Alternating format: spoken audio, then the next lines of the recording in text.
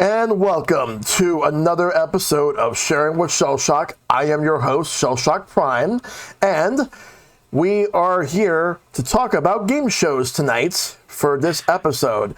So, we have one returning guest and two brand new guests joining in for this episode tonight. First, we're gonna introduce Benamation. Welcome. Hello. Should I give a little spiel about myself, or should I just say hello? Just hello for just a moment. Hello. And good to see you, Rick. Welcome back. Hello, good to be here. Thank you for having me. And good to have you on the show, TwiliAutumn. Welcome. Hello there. All right, so we are going to talk about game shows tonight. That's what we do on this show. We talk about a different topic each week. But before we do that, Ben, would you let everybody know what type of content you do? Yeah, sure. I'm a Twitch streamer. I'm sure no one here has heard of Twitch, but it's a little obscure site. But I'm a Twitch streamer. I mostly play retro games or weird, unique indie games. But really, my stream is me ranting about the past for 3 hours and then getting confused. I mean, that's usually what I do. So if you like to, hear me talk about just, what was I talking about last week? Like the Splash Mountain rap. And how that is from an offensive piece of media, and then we talk about it for 2 hours. I mean, that's kind of what I'm really for. So yeah, I don't really do anything else. So that's me. Thanks for having me on. No problem. That's fair. Rick? Yeah, so I run a channel called The D-Pad over on YouTube. I also stream on Twitch. We do a little bit of everything. Our main thing is franchise plays. We'll take a whole franchise, play it start to finish, and kind of observe the changes over time. We've done Zelda, Mega Man, Kirby, Sonic, Resident Evil, Kingdom Hearts. There's a few others in there, but those are probably the biggest ones. And occasionally I'll do challenge videos and streams and things. I've actually been playing through the Metroid Prime games now that 4 is out, and I'm blissfully finally done with Metroid Prime Hunters.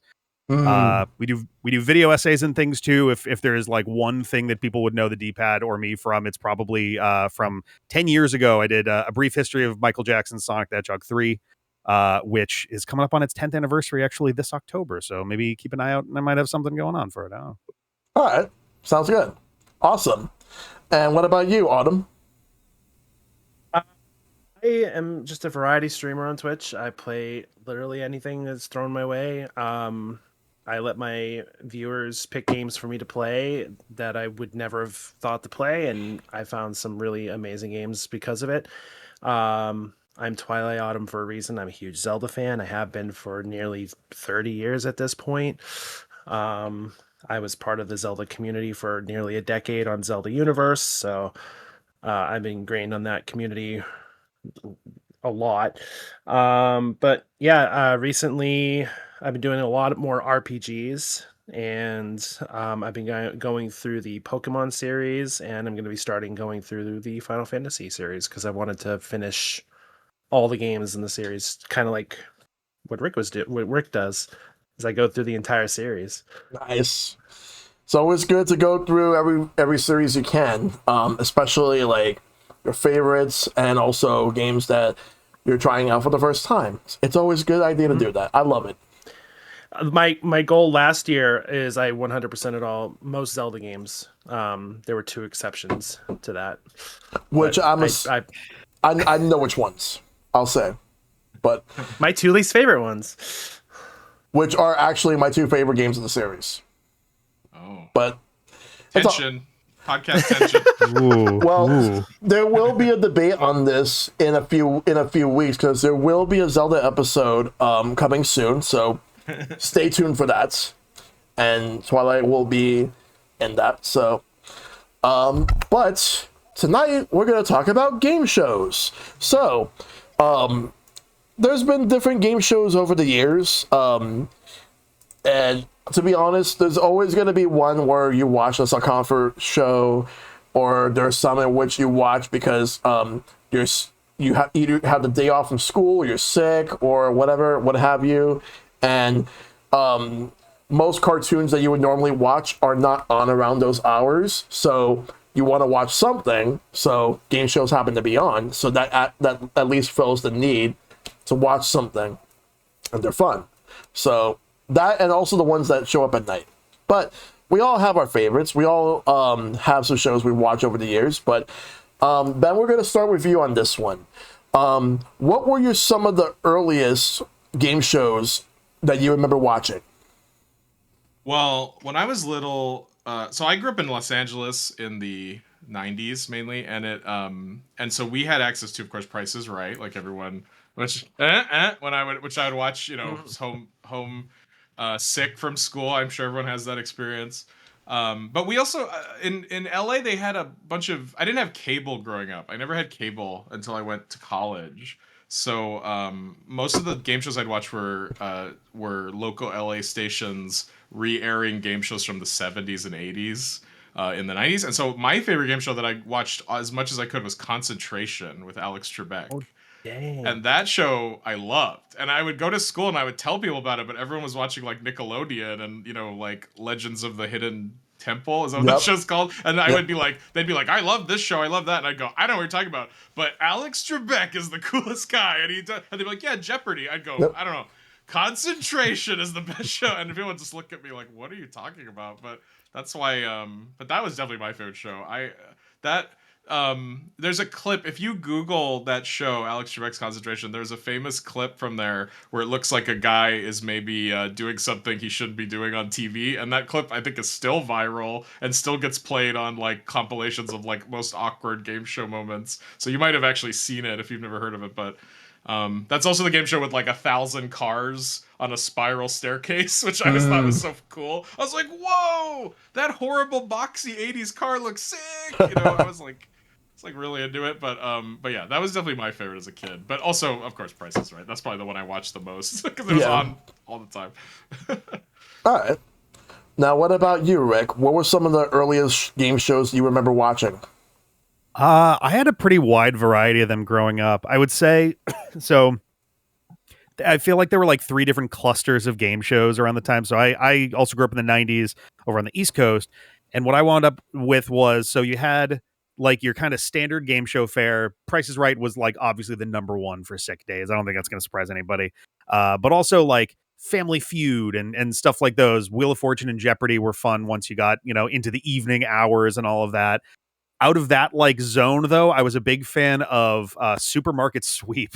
Yes. Just because as a concept, it was so fucking ridiculous. Shop Till You Drop in a close second, but like I love Shop Till You Drop too. Both of them are just back. Yeah. They're just crazy as game shows. Like, let's just take this one really commercial thing that everybody more or less has to do, and it will become a game show now. I'm like, oh, okay, all right, we're just gonna roll with that. Nickelodeon obviously had a bunch of great game shows growing up too. What Would You Do? Family Double Dare. I loved Legends of the Hidden Temple and Nickelodeon Guts, and I wanted to be in both of them so badly. Same. And then there was also like, I also loved old-timey, I guess, game shows. The biggest one for me there would have been the Pyramid. Loved, I think it was like $65,000 Pyramid when they put $1 on it, but it's moved around a million times. Yeah. Great show. Wanted to be on that really badly too. Oh yeah. What about you, Autumn? I'm in the group as well. Grew up in the 90s, so I'm in that affair. The Price is Right, always going to be on the top of everyone's list. I mean, there's a meme on the internet of the sick day starter kit. Price is Right, a can of Campbell soup, a blanket, and you're off to the races. But one of my favorite game shows of all time is actually Press Your Luck, which has one of my favorite game show scandals of all time. Which I know the one. Yep. But Nickelodeon ones always had my heart too, like Legend of the Hidden Temple, Nick Arcade, back in the day. I love that arcade. Yeah, Double Dare. And I've gone back to like the Game Show Network and watched like the old ones. Like, being a nerd growing up, I also shockingly like the Scrabble game show, if anyone remembers that game. Turning a board game into a game show. That probably has happened many times. But later on, like, I would get into Jeopardy and wanted to get on like Jeopardy as well. I've taken the test. That test is hard. I could tell. Yeah. I would love to. I would love to. I'll definitely talk more about like, and people were guests on our contestants in a little bit. But first and foremost, I'll talk about my experience. So, I grew up obviously in the 90s, like born in the 80s, raised in the 90s. I watched a lot of game shows like Price is Right, Jeopardy, Wheel of Fortune. I didn't really watch a lot of Press Your Luck when I was a kid. I watched reruns of them a lot later on through the Game Show Network and watched clips on YouTube, especially like back when YouTube was kind of like brand new, before copyright strikes were even a thing. I've watched a lot of, there was a Trivial Pursuit game show that I remember. Funny enough, I actually first heard of Trivial Pursuit through a game show before I knew it was even a board game. Name That Tune. Now, I know obviously people remember Mark Summers for Double Dare and What Would You Do? But he actually had a game show on the USA Network called Couch Potato, which was a very weird game show. And he actually had another one where he had another one that lasted for like a year in the later 90s where they had like this robot that asked you questions. I forgot what's the name of it. Wasn't 2XL, was it? I don't think it was, but it was like 93 to 94. And the fun fact about that game show was that the theme song, you could hear the very end snippet of it every time you watch the Mega Man cartoon where it says the Summit Media Group, because it's the same company that produced the show. Oh. With Ruby Spears. But yeah. Other game shows, yeah. Nickelodeon, watched Double Dare, Nick Arcade, Legends of the Hidden Temple, Guts, Figure It Out. What Would You Do? What was another one? There was another one that Mike O'Malley was. Oh, Get the Picture. Get the Picture. Mike O'Malley was on that one too. Oh, I remember that one. Yeah, because he was on that. Good one. Because he was on that before Guts. Because they had 2 seasons, then they canceled it, and then they moved him to Guts, which honestly Guts suits him more. And I remember like there was this one other game show that I remember watching. Oh, like where you had to like just try to find stuff in I think it was Finders Keepers. I think that might be you. Yeah. Because that was a Nickelodeon show, Finders Keepers. Like they had 2 seasons. The first one was a bit different. It had a different host. The second one, it was the one I remembered, but they stopped airing it around 1990. But by then I was like 4 years old. And I remember, like in terms of other game shows that I have watched, like Who Wants to Be a Millionaire, The Weakest Link. I watched Greed, but that host is a piece of shit. What was another one? Deal or No Deal? Yeah, I watched Deal or No Deal. Oh, yeah. And I remember 1 versus 100 with Bob Saget. And Yes. fun fact about 1 versus 100, the best thing about that was when back in 2010, they actually had that as an event on the Xbox 360 where everybody got to play it. And you played could But bring that up, yeah. and you That's could great. and you could win points for 360 and some other stuff. I think you win more prizes the more you win, but they only did it for 1 year. I was hoping they would bring it back. They never did, but it was huge. But it was an event where like it was to test out like how like having a huge like event where everybody got to participate on Xbox Live back in the day, but it was cool. But I do remember 1 versus 100, the TV show, and like I haven't really watched a lot of recent game shows though. But growing up, I've watched like a lot of Jeopardy and Wheel of Fortune with my parents. Price is Right whenever like I was home from school. I would like, and pretty much any of the Nickelodeon ones. Those were the main ones that I watched more than anything. Yeah, those are my earliest memories of which shows I remember watching. Rick, we're going to start with you on this one. have you ever wanted to be a contestant on a game show? And have you ever attended a game show live taping session? I think anybody who lived through the 90s wanted to be on a game show of some kind. There has to be one that speaks to basically everybody. So yeah, no, I absolutely wanted to be on any game show, but there were ones that I would have loved to be on more than others. I don't think I've ever been to a proper live taping. We did when I was a kid go to Universal Studios during the era like right before all the game shows on all the stations for kids started to disappear. And they were because Nickelodeon had their like live taping studios there at the time. I don't know if they still do. And they had something. They I think don't. they had like a miniaturized version of What Would You Do, but it wasn't like the show. I tried out for a game show at one point. I think I tried out for Deal or No Deal because they were bringing auditions to Boston. Did not get in. So I don't think I've properly actually witnessed a real game show in person before. What about you, Autumn? Have I had to think about the question. My brain just shut down for a second. Sorry. It's all good. All good. Yeah, no, I agree with Rick there that yeah, no, there was one in particular that I always wanted to be a part of, and that was Legends of the Hidden Temple. And as a kid, like we had a because I also live in the Boston area, which I did not realize. Oh, hell yeah. Yeah. So I'm in the northeast portion of Massachusetts, and there was this playground that was like very elaborate, and I would in my mind think it was the temple, and I would run around the playground and just pretend I was doing things in the game. Yep. But as for attending game shows, not really, because being up here, there's really nothing to attend, and I did not know anything that would be around here. I mean, probably the closest I've been to is being up here, going to a candlepin polling show live, watching that live, but that's the closest I've gotten to like a game show. All right. Ben, what about you? Oh boy. All right. Well, when I was little, there was one game show.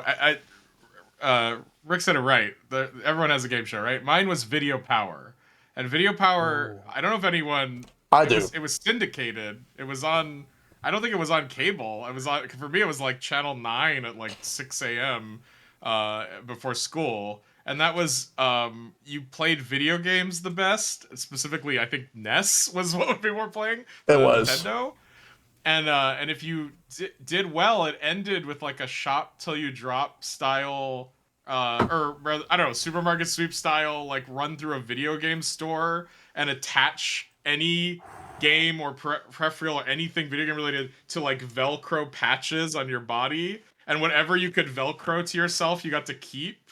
And so I would watch, and like the kids on the show I'm not that I'm some arrogant guy, but like, you know, they'd be playing like Mario 2 or something and being like, oh no, you died to the guy. And I'd be sitting there like, I play Mario 2 every day. I would destroy these kids. And then I would plan out in my head like, well, these kids are done. They're so nervous. But like me, I'd go straight to I go straight to the new game section, Velcro, and I'd go and get custom zappers. You know, I was like very like into it. And I remember I asked my parents if I could apply to be on the show, but I think it was, I don't know what it was, but like you couldn't apply, like they like scouted or something. There was some weird thing where like you couldn't just go on it.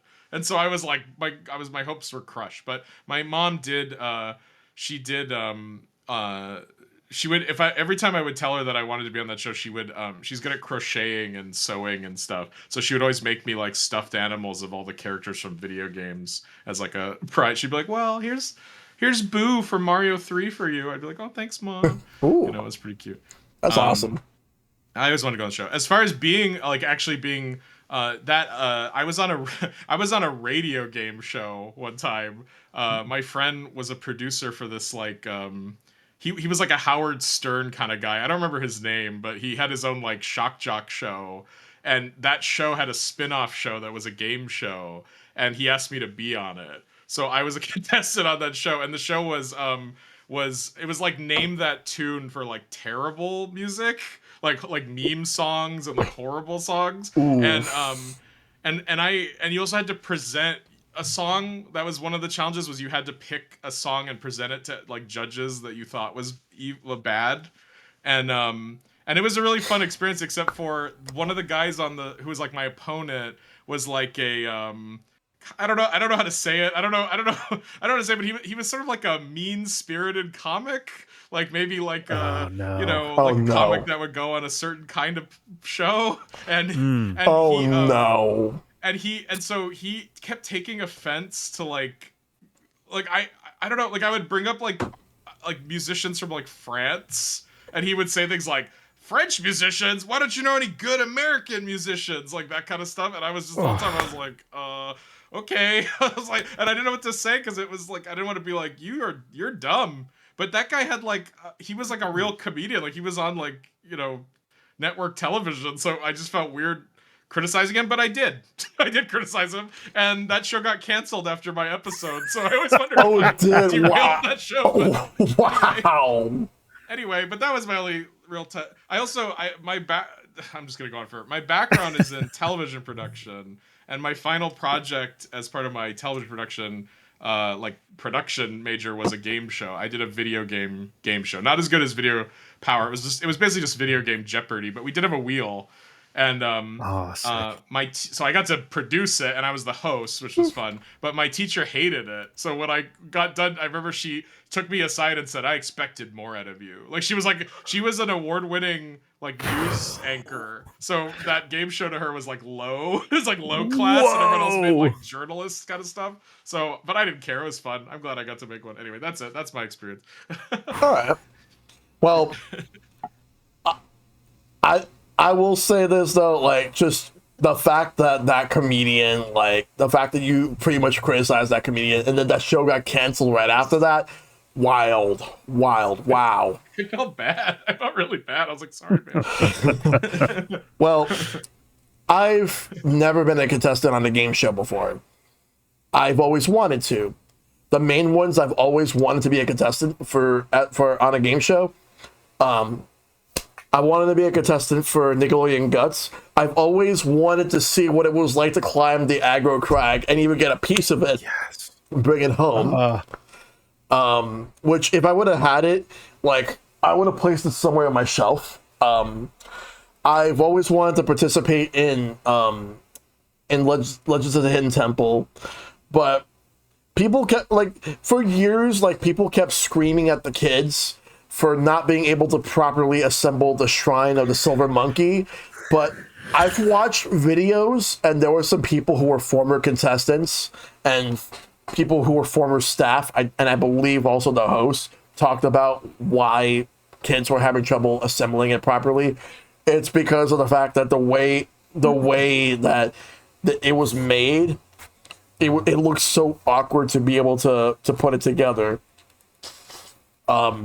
But I've always wanted to be a contestant for that show. Pretty much any of the Double Dares, Nick Arcade, those were the main ones I wanted to be a contestant for. But I've been begging my parents to take me and my younger brother to Florida to go to the Universal, to go to Nickelodeon Studios back in the day. But for years they couldn't afford it, and the one year that they could afford it, my dad decided to just make some ridiculous excuses to not do it. Which we ended up getting a Sega Genesis instead for that Christmas.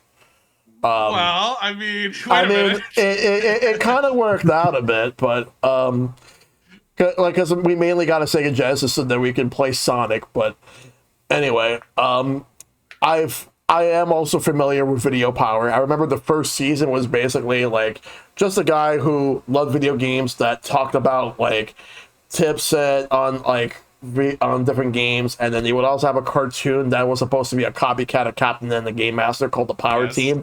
But all the characters are owned by Acclaim Entertainment. You have like Wizards and Warriors. There was like there was like a basketball player there. I forgot where he's from. There was arch rivals, and Bigfoot, the monster truck was their car. Yes, and I remember that there was also like a tomato. Fuck, what was that game from? Zot? Was that game called? It was like Zot or something. Ugh. Yeah. Acclaim was not the greatest in terms of video game quality, but I do remember that show. And even as a kid, I thought it was okay. It wasn't like a show I would go out of my way to watch. I was mainly watching it for the video games. And the second season, they changed the format. It was a game show where like kids had to face against each other like in NES games, and they would give out a bunch of prizes. I remember they got a bunch of Neo Geos to give away to kids, and I believe like a consolation prize was there was a game called Kabuki Quantum Fighter for the NES. They had a bunch of copies of that game just to give away. I guess like they just had them like, oh, your consolation prize here. It's a copy of Kabuki Quantum Fighter for the NES. I remember that. But I've always there were a lot of game shows I wanted to be a part of. Even like Price is Right. The thing is that the reason why I never really applied for the Price is Right is because I live in New York City and the Price is Right tapes in California, so I don't have to fly there. But when the opportunity arises, I still would like to see if I can be a contestant of the Price is Right someday. That's one of the main ones now. And as far as attending a game show live, Wheel of Fortune. They were in town in 2007. I went with a couple of friends. Someone gave us like free tickets to watch the show live. It was on a Sunday night. They taped 4 episodes for the week. So it was back in like September of 2007 when we watched it live, and they aired it a few months later. Because they always like to travel to because it was in the Radio City Music Hall where they filmed it, and it was fun. It was great to watch it. It's like growing up. I watched this game show live for years, and then to finally watch it in person, it was awesome. But that was the only time I ever actually got to do that. I honestly would have loved to watch other game shows, but unfortunately, that was the only time. And also, Rick, I heard some background noise on your end. Oh, sorry. I think Sarah's on the phone, like right outside the room. Sorry. No worries.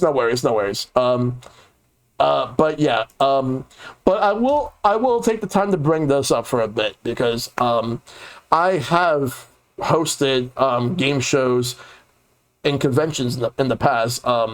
Specifically, like there were 4 conventions where I've hosted game shows, and specifically it's Nintendo Feud.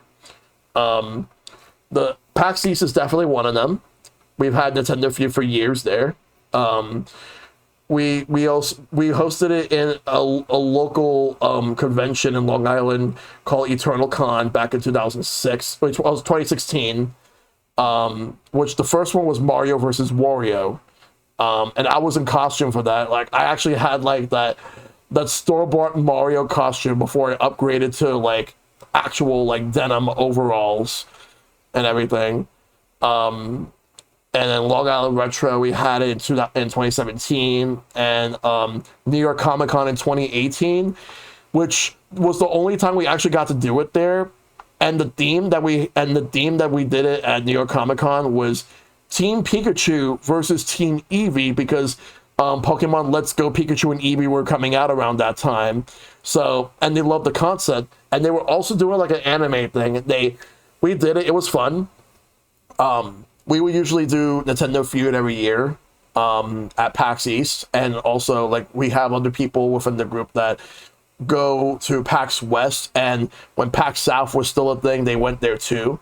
And we would have Nintendo Feud, and it's fun. But I would also but again, like I said, I would also love to be a contestant on game shows, and I would also love to watch more game shows live. If I were to ever be on The Price is Right, I would love that. So the next one is gonna go to TwiliAutumn. What are some of your favorite game shows of all time? Like top 5. Top 5. Definitely Press Your Luck is in there. Mm-hmm. Nick Arcade and Legends, Mm-hmm. like I mentioned before. I am a fan of like Ben talking about like older like 70s 80s game shows. Totally forgot. Match Game is in that list. Mm. Like those celebrities back in the day. Oh boy. But all drunk.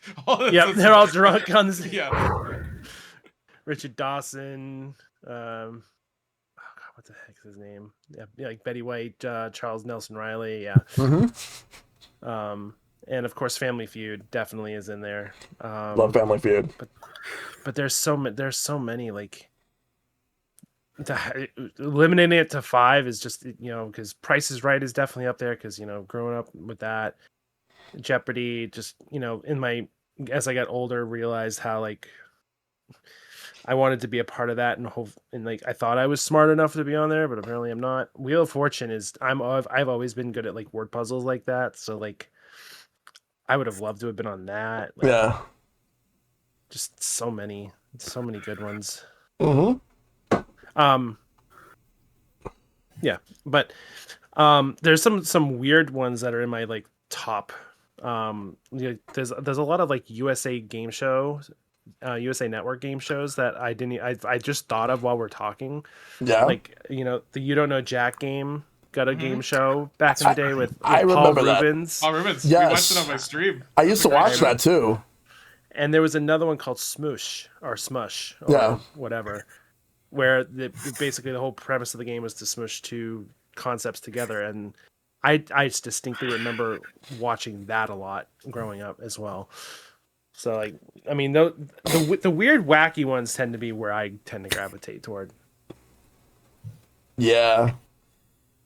There's some weird ones I'm gonna bring up as well in a little bit, but Ben, what about you? Top 5. Top 5? Well, it's difficult because it's so easy to be. I mean, I'm just trying to think about it like in what I watched, and especially lately, especially since I've started streaming. I've been watching. I mean, we watch a lot of old game shows that I've never heard of, like that. Like I didn't know there was a You Don't Know Jack actual game show, and we watched that. We watched like a bunch of it on my stream because I was just curious. Like I've never heard of this. Like how did I miss this? Yeah. And so I've discovered a lot of stuff just from sort of curiously digging through like YouTube and like Reddit, just being like, what? There's a game show like this. But I would say definitely Concentration, like I mentioned before. That's one of my favorites. When I was a teenager, I watched Hollywood Squares, not the rerun, the 90s Hollywood Squares with Whoopi Goldberg and Bruce. Yeah. Oh, yes. And the host was the guy from Dancing with the Stars, whose name I can never remember, but Bergeron. Tom Bergeron. Yeah, Tom Bergeron. Yeah. He also did America's Funniest Home Videos for a while. Right. Yeah. He did it. He's a legend actually. Like if you read his Wikipedia, it's pretty crazy what he had his hand in. But that guy, But I would like. It was funny because I knew all the celebrities on Hollywood Squares, like Gilbert Gottfried and all those. It was mostly comedians and like C-lister. Yeah. And but like I didn't know who Bruce Valanche was. I just knew he was funny. Like, I knew Whoopi obviously, but like sometimes they'd be like, okay, here's like. I don't know, Craig T. Nelson, and I'd be who's Craig? Let's pull the list of B celebrities as deep as we can. It was funny, but like I was completely fascinated by Hollywood Squares, and I found out later that show was like fake, which obviously, but like they didn't actually get contestants; they were just actors they hired to be contestants. So it wasn't it was exposure basically. And I think they still got prizes because legally you can't there's some laws in America about like game show ethics, but I think they actually did play a game show, but those people were hired contestants, which was like weird. Oh my god. Yeah, I did. I mean, unless I think so. I'm pretty sure I read that a while back, but allegedly, in case I don't want Shellshock to get sued by Tom Bergeron, but I think allegedly. But but I love that show. I loved Pictionary with Alan Thicke, which I don't remember if I watched it in reruns or not. I think it was on in '91 or something. I remember being little.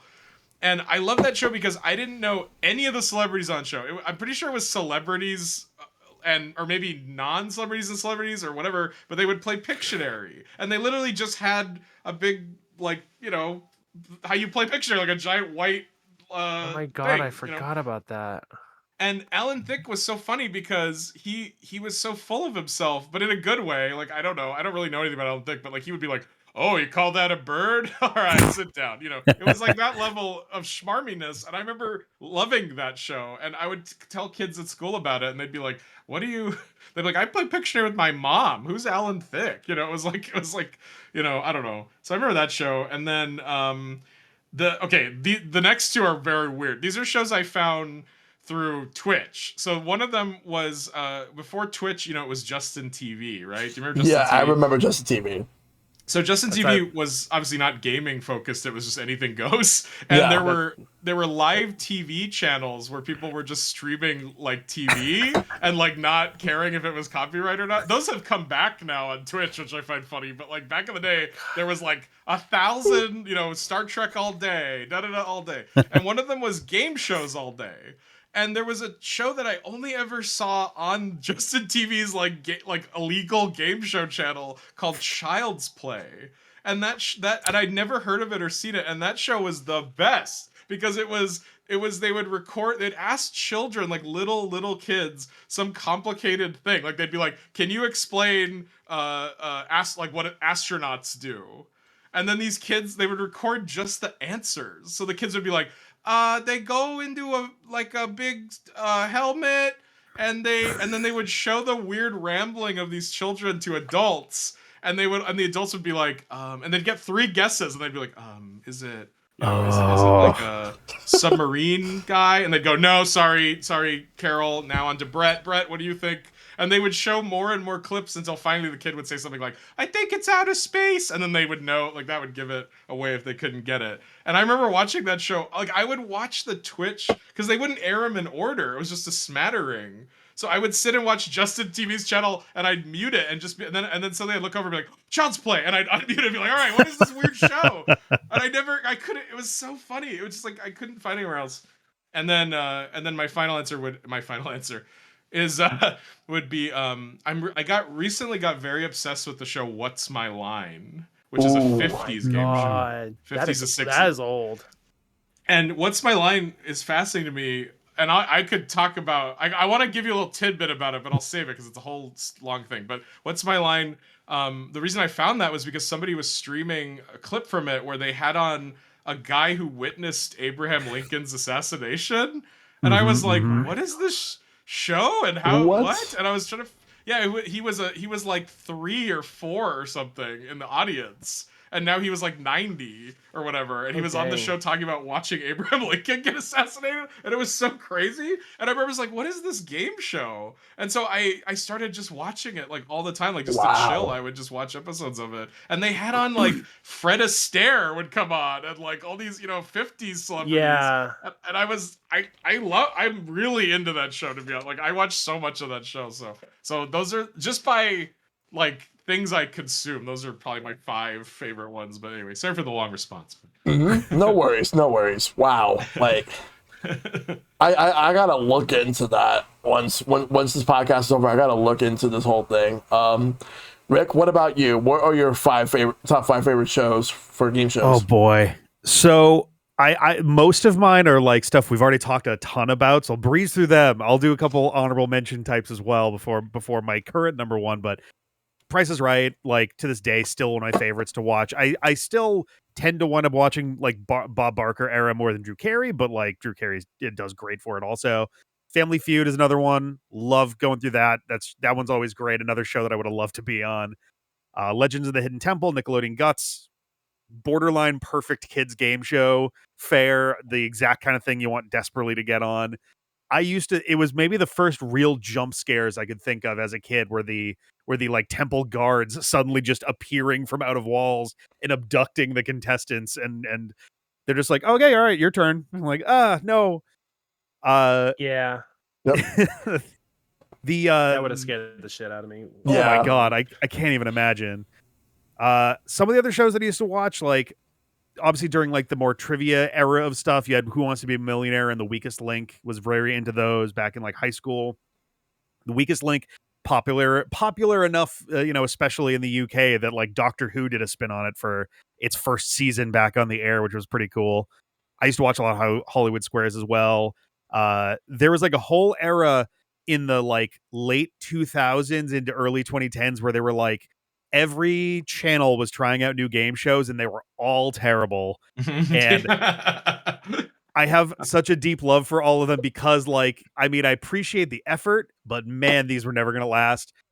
Maybe the one that lasted the longest was The Chair with John McEnroe, where it was just you're strapped in like a dentist style chair and you've got like heart monitors and stuff attached to you. And the idea is you're trying to answer trivia questions, and both progressively over time and as you answer stuff wrong, stuff will happen to intentionally like try to increase your heart rate.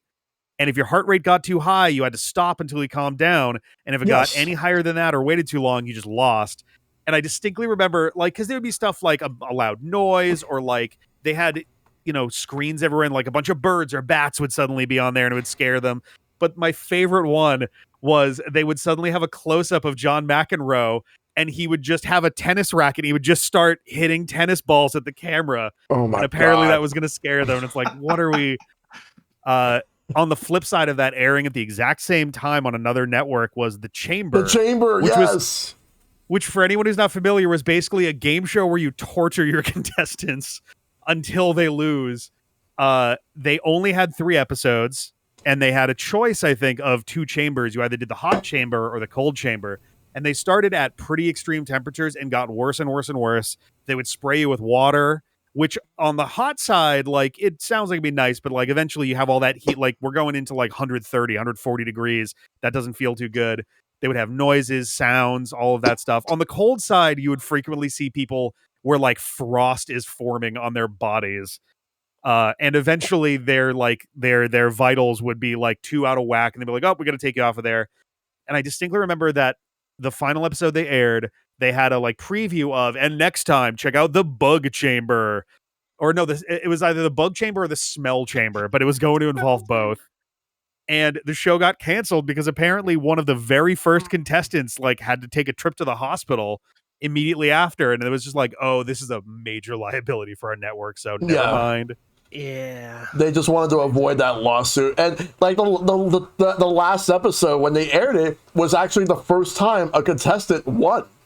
Yes, it was a brutally difficult gauntlet of stuff, and the trivia was not easy. So like trying to think while you're at like negative 15 degrees Fahrenheit is like seems miserable. Yes. The other one that I fell in love with a bit was The Power of 10, an extremely short run Drew Carey show, which I found out later got syndicated specifically to help advertise Drew Carey's Improvaganza, which was a great run of Whose Line style improv, everything's. But so The Power of 10, it's the amount of actual gameplay is like next to nothing. You have a contestant, they answer it's not a trivia question, it's sort of an opinion question. The one question I remember was how many people that we surveyed think Drew Carey is the name of a politician and not a comedian. Yeah. And you had to figure out roughly what percent of people answered, oh, I think he's a politician.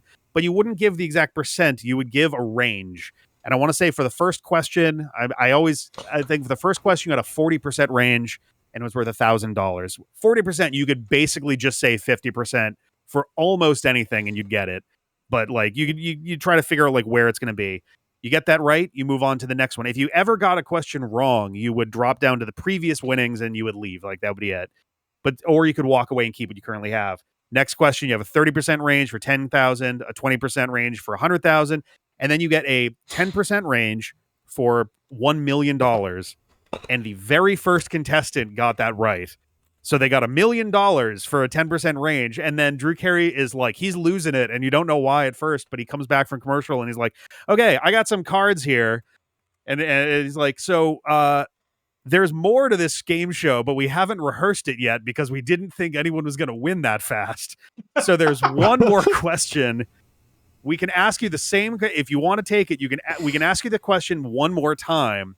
And if you get it's the same question you just answered. If you get the exact percent right, you can walk away with $10 million. And the person who won it was like, I'm good. I'm going to take my million and go, thank you. Of course. Mhm. Which is like obvious because at that point you're doing a 1 in 11 chance. It's inclusive. So it's, if you did 20 to 30, 20 and 30 are in there. So it's a 1 in 11 completely random chance. There's no meaningful difference between 28% and 29% for one of these. You would have to be out of your mind to actually go for it.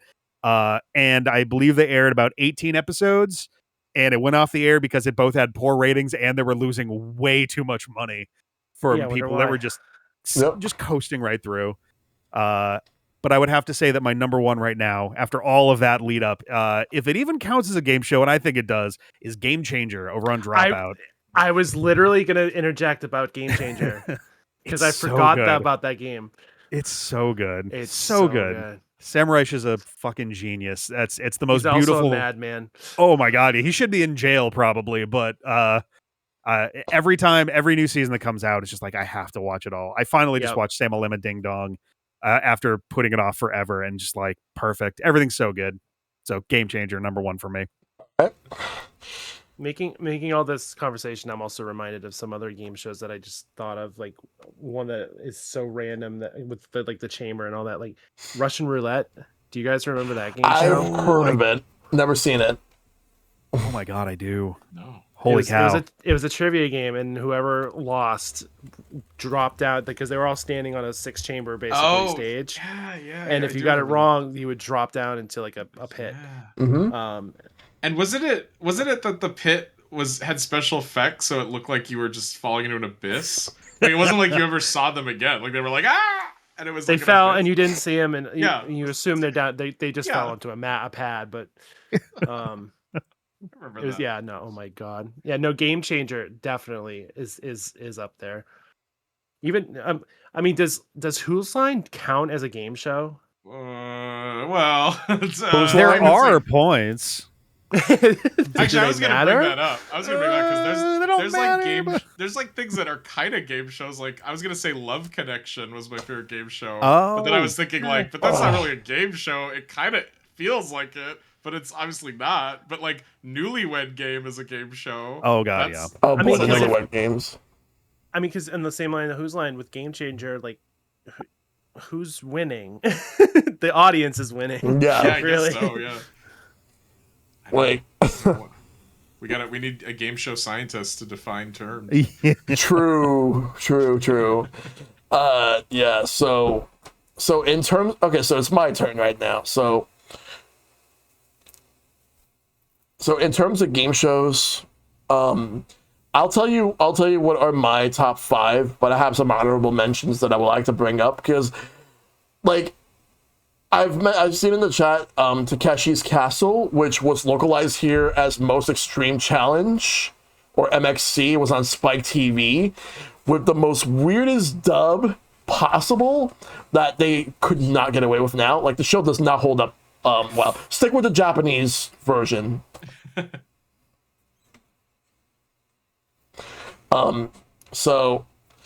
Other shows that I've seen, let's see, like I mentioned, like a lot, like some of my favorites, I'll bring it up in a moment, but does anyone remember if like there was like, I think there was like a game show on Disney Channel. I'm not sure if there was. It probably might have been a fever dream, or I might have been thinking of something else, but I thought that there was a game show on Disney Channel, but no. Like I know that we had oh my god, Silent Library. Yes. Silent Library, yes. In Japan, I think it was just called Quiet Library, but they did not have prizes in Japan. But when it aired on MTV, they did give out money prizes. I remember MTV also had a game show called Singled Out. Oh yeah. Where like they try to get people to get like a significant other, and then like they just like they give you a ticket so that you can give to whoever person so that they'll be able to stay on, and then you pick whoever stays on, whoever gets eliminated. I remember watching that a lot on MTV back in the day. And I believe that they had a game show where it was basically where there are two people within a couple who things are not going great, and they kind of present it in like a court. I'm trying to remember what it was called, but let me just look it up. MTV Game Show court. It's like a relationship court or something. I'll see if I can remember it. I also remember Remote Control, yes, but I didn't watch it much. The Blame Game. The Blame Game. That's what it's called.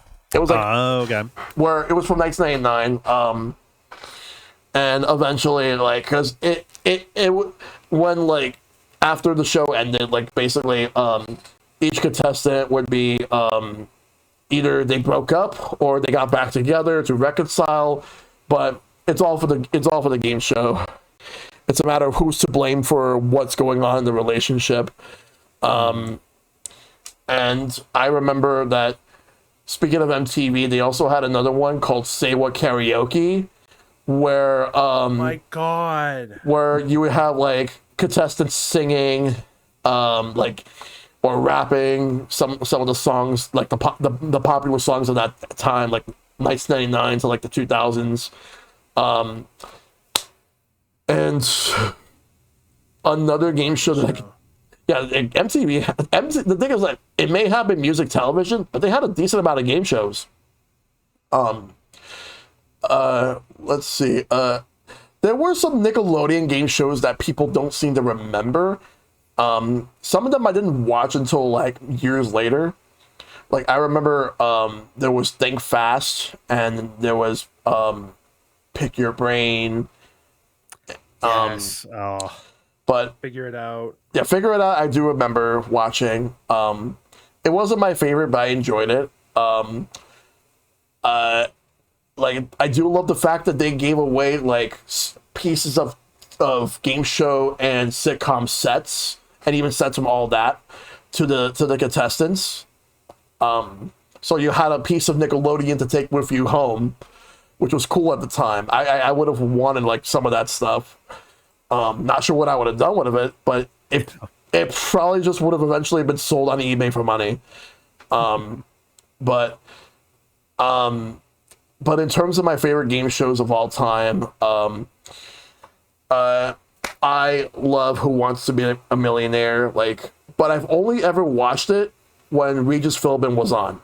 I completely missed out on the Meredith Vieira era, and I haven't watched the Jimmy Kimmel era either. The Regis era was the one that I remember the most. What else? It was event television. I mean, like I remember coming, like my parents would be like, we gotta watch Who Wants to Be a Millionaire. Yeah. It was like a big deal. I still remember I was watching when the first guy won Yeah. the million, and he called his dad just to tell him he didn't need. He's like, oh, I don't need any help. I just wanted to let you know I'm coming home with $1 million. That was such a flex. For real. No hesitation on the answer. It was amazing. Also, I just noticed Prince Charmless in the chat said Disney Channel games. So I looked it up, and there is a show, but I have never seen it. But I thought that there was a different show, but I probably might have been referring to a different show altogether that isn't a game show. But then again, they had like a Dumbo show. But anyway, so yeah, Who Wants to Be a Millionaire was like an event. I remember the first guy who won the $1 million. Like he called his father using the phone a friend lifeline to let him know that he was going to win the $1 million. And I was watching that with my mom, and I don't remember if my brother was in the room watching with us or if he was playing a video game, but I was watching it with my mom, and because that's the thing, it was an event. Like we would just stop what we were doing just to watch it. It was huge. But there was one that always stuck with me. I remember, I think that this guy was like at the 500,000 mark. And the question that the question that Regis asked him, which one of these is not a Pokemon? And one of the answers was Frodo from the Lord of the Rings. And he had no idea what Pokemon was. when Regis asked him if he has any kids, and he said they would be too young to know. And he used that, like, I was thinking he was going to guess the answer wrong, but he decided to take the money and leave, which was smart for him to do that. And which I think that he guessed anyway. Like, they just gave him like a free guess just in case if he would have like just guessed. And I think that he chose Jigglypuff, which he had, and I don't think he's ever heard of the Lord of the Rings either. I don't think he was that type of guy who would have known. Which, to be fair, at the time, the Lord of the Rings movies haven't released yet. Like, that was not for like 2 years. We just only had the books, and I remember that we only had like that one cartoon movie from the 70s, but that's about it. Bakshi, yeah. The Ralph Bakshi movie. I do remember that. But I do remember that being one question that stuck with me out of everything throughout the entirety of the Regis Philbin era of Who Wants to Be a Millionaire. And I do remember the celebrity ones. That's actually the first time I've ever heard of Emeril Lagasse. Bam! And yeah, so Who Wants to Be a Millionaire was number 5. Number 4 for me would be Nickelodeon Guts. I love Nickelodeon Guts so much. Always love seeing all the kids. Like, it may not be the same type of game show where it's just more like a sports show where everyone just doing all these sports stunts, like trying to do all these sports challenges. But what really sealed the deal for me for that show was at the end where they have to climb up the aggro crag, and you have to touch all the activators, hit every switch, and then make it to the top. Then whoever got the most points at the end would get the big piece of the aggro crag. The others two would get just get medals. But I loved it because I used to always get jealous of those kids because I've always wanted a piece of the aggro crag. Then I know, like, the 3rd season they rebranded it and turned it into the Mega Crag, and then when they did the Global Guts, they did the Super Aggro Crag. But then they brought it back many years later where it was My Family's Got Guts, and I've seen like bits and pieces of it, and I was like, no, this is not good. It was terrible. Like, I get what they were going for. They wanted to do like Guts, but like with a family teaming up, but it just doesn't work. But the original Nickelodeon Guts, I loved so much. 3rd place would be Legends of the Hidden Temple. Always wanted to run that temple. And I remember seeing all those kids just participating in all those challenges. I think my favorite challenge was the Steps of Knowledge, just being able to see them answer questions. And seeing them do the temple games where they just participated in all these challenges to get the 1/2 or the full pendant of life. But when you see them do the temple run, it was more of a matter of how long they would run into any of those temple guards. I remember there was this one time where there was this kid who dropped their pendant and they didn't realize that they dropped their pendant somewhere because it happened to be like, I think they dropped it in the pit and they didn't realize it must have fell out, and when the temple guard caught them, the kid was about to keep going, but they realized that they didn't have their pendant, so then their partner had to go in, and the partner found the pendant and held onto it, and the thing is that he himself only had a half pendant, but I don't remember if he found the other half of the pendant, because sometimes, like, because if your team is going into the temple with just one pendant, that's it. If your team was going in with 1.5 pendant, there's a chance that you could find the other half somewhere, and then you get the extra life. Otherwise, you have 2 pendants. But I loved watching it every day. They had 3 seasons, but they had a lot of episodes. but I remember reading interviews and watching mini documentaries, even fan documentaries about it, where they talked about how they would do 5 episodes a day for taping, and the way they do it is they would do the moat. They would do 5 sessions of the moat first, then they do 5 sessions of the Steps of Knowledge, then they do like 5 sessions of the Temple Games, and then they do 5 sessions of the Temple Run, which by then, like, the fans would considerably get a lot more exhausted after a while because they've been staying there for hours watching all the episodes in a row. They would do it every day until they have like the 40 episodes that they need per season. And they did it for 3 years. I don't remember how they do this for their other game shows. But Legends of Hidden Temple, that's how they did it. But here's the thing. If I have to talk about what's the worst thing about that show, the prizes were never really worth the time unless you actually won the whole thing. Because that was the problem with most Nickelodeon game shows. They were just like, yeah. Like they would just give you candy or some weird toy that's just gonna break after a while. Mm-hmm. Sometimes there'd be a bike that was kind of rad. Yeah, bike. And I remember like all these game shows, they would give out like the Singelodeon karaoke machines or like East Pack. Oh my god! And they would and then like, oh, check out this cool calculator from Casio. You're gonna win this.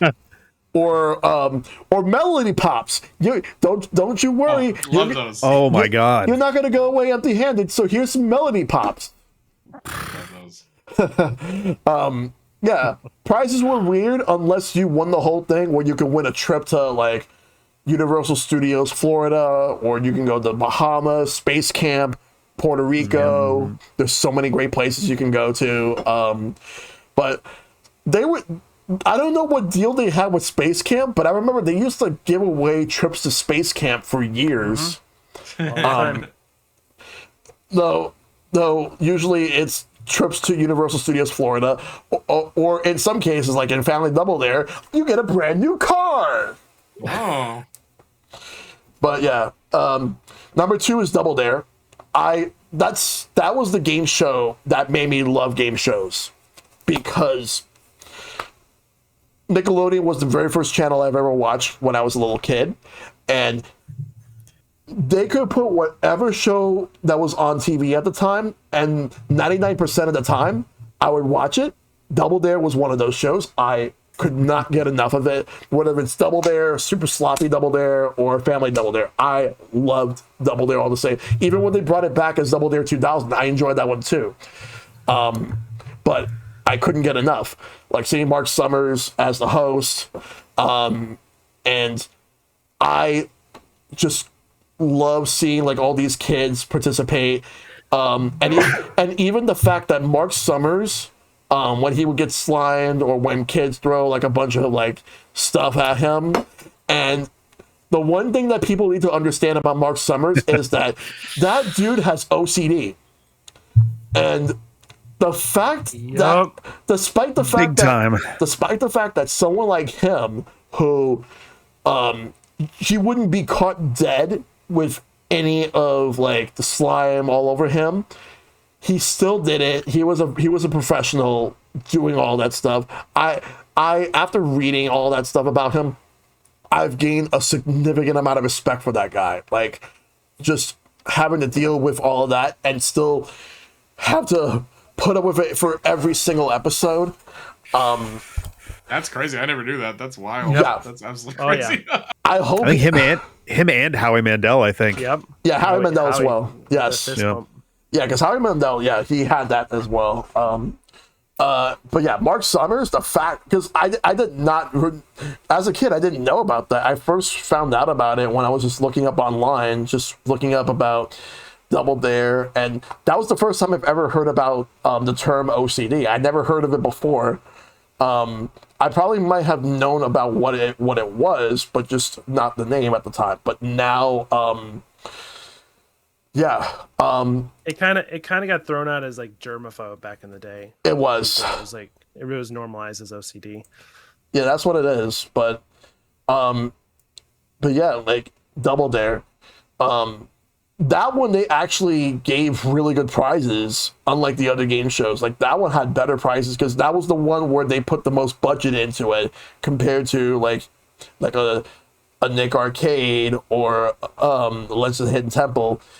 Like you would get like they start off with small stuff, like you would get like roller skates, you get some toys, or you would get video games, or like you get some really good trips. Because before Universal Studios Florida was a thing, they used to give out Disneyland trips or Walt Disney World. Dang. Yeah. Nice. But then like they stopped doing that because Universal Studios Florida became a thing. So, and they were taping there, so that's what they were gonna do. But Double Dare is number 2. Number 1, and I've thought about this because I love Jeopardy, I love Wheel of Fortune. I loved so many different game shows I've watched over the years, but The Price is Right is number 1. The Price is Right is amazing.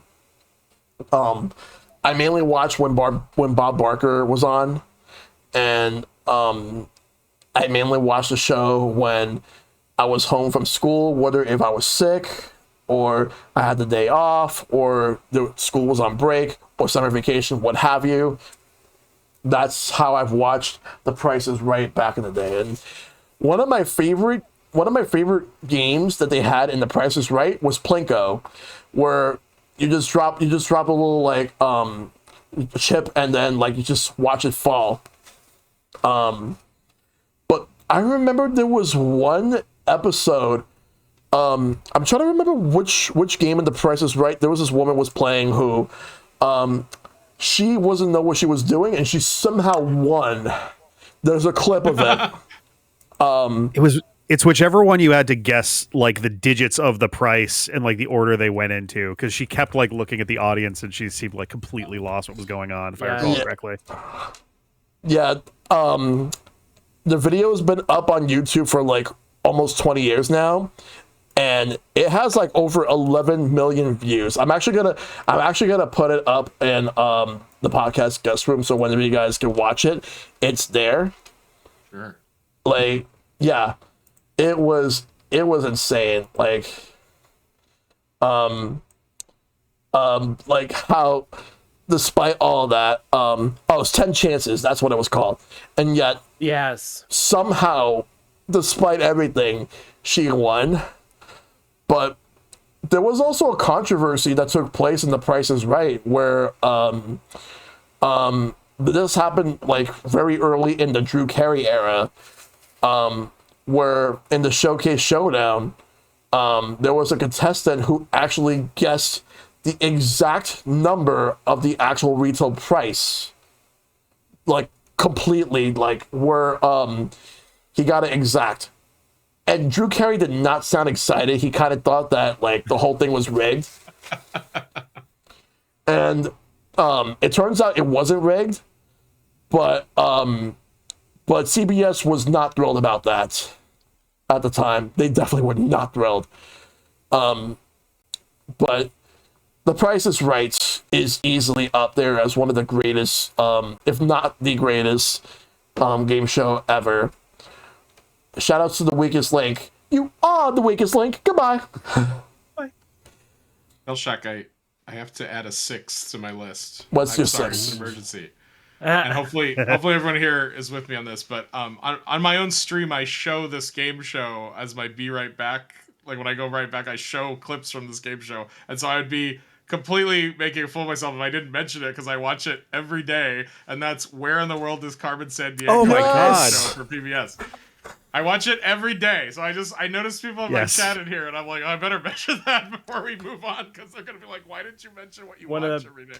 But that best game theme songs. Where oh my God. the world is Big ups, Carmen Rockapella. Sandiego. Yeah, Rockapella. I mean, that show is amazing. They did it live every day. They didn't pre-record. They didn't pre-record the intro or anything. Rockapella sang it live every time. Yeah. I wanted those little spinning red lights on the post so badly.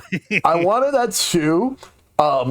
if anything, like, it's what got me into Carmen Sandiego. It was around the show aired around the time where I actually started kindergarten. Oh wow! And I remember watching PBS. I was watching because I remember the first time I've heard of it. Like I remember they were doing like a marathon, and I just watched it, and I was like, "This was great." I wanted because it kind of felt like a show that you would have seen on Nickelodeon. It had the exact same energy, which the host actually came from Nickelodeon. Greg Lee. He worked on a couple of shows. He worked behind the scenes in Double Dare, so he had some experience. And he had a show on Nickelodeon called Out of Control, which was a game show there. So he brought that experience to PBS, where he did Where in the World is Carmen Sandiego, and the chief was Lynn Digpin, who was an actress, and she did a lot of theater work. And I've seen some clips of what she's done, and she's amazing. Rest in peace. She put her all into that role. She did. She was amazing at that. And you would have Carmen talking to like the villain of the day about which crime, like, and where they're gonna go. And what I remember was that every time like you catch the criminal, the one thing that they say is you caught the criminal, but you still have to catch Carmen, and Carmen's still out there, because they give you the illusion that like the show will end its run the moment that a contestant finally catches Carmen, to which no one has caught Carmen. Like no one in the entire run has caught Carmen. I think there were people who probably felt like they were very close, but no one's caught Carmen. But that show lasted for 5 years, had pretty solid prizes. Like the biggest prize you get was a trip anywhere in North America. Though the first season was only within the 48 states in the United States, but they changed it to North America. Otherwise, you get a CD player, which awesome. I could take a CD player, because at the time CD players were still like not as common. They were becoming more common in the 90s. But other than, if anything, it was like a game show that actually made education cool. Yeah. So I love that show as well. So yeah, thank you for bringing that up. Seriously. I was like, we just watched one where the they had to write down where they wanted to go, and then if they won the final challenge, they would reveal where they wanted to go. And this girl gleefully wrote something down, and then at the end she won. And everyone was like, "Yay!" And they showed where she was going, and it said Alaska. And I was like, "Uh-oh." I was like, the mom of that kid is like, "I'm not going to Alaska." And that always made me laugh. Like, you can just pick anywhere. It was great. Oh yeah, she was the DJ in the Warriors. She was. DJ in the Warriors, yeah. Yeah. Great show.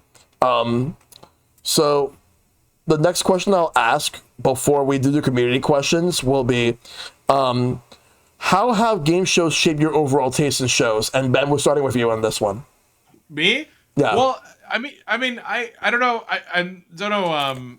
Probably everyone here has this, shares this. I don't know if this is controversial, but like, game shows became like reality shows at some point. Like reality kind of took over. Yeah. I mean, not that they went away, but like reality has a lot of game showy aspects to it and kind of filled that niche, I think, or whatever. Yeah. But so it's a little bit confusing. Like I remember in the late 90s, like I was watching like Eliminate and like there were these like dating shows that were reality game show hybrids, like Blind Date, and there were some that were local to LA that I'd never heard anyone else know. Like there was a show called Buzz, and there was a show called like The Battle of the Sexes, which had, I think, Greg Proops from Whose Line was the host. Or something. Oh yeah. And but like all those shows were weird because they were game shows, but they were really more like reality TV. Like they were kind of it was like kind of bleeding.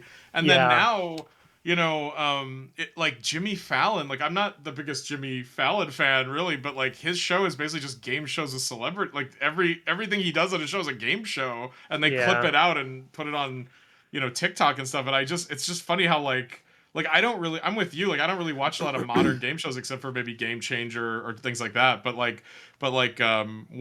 Twitch has a lot of channels that do game shows, and sometimes I watch that. But like I'm not sitting and tuning in for like Alec Baldwin Match Game or whatever's going on. Like I don't know. I really am not into that. Yeah.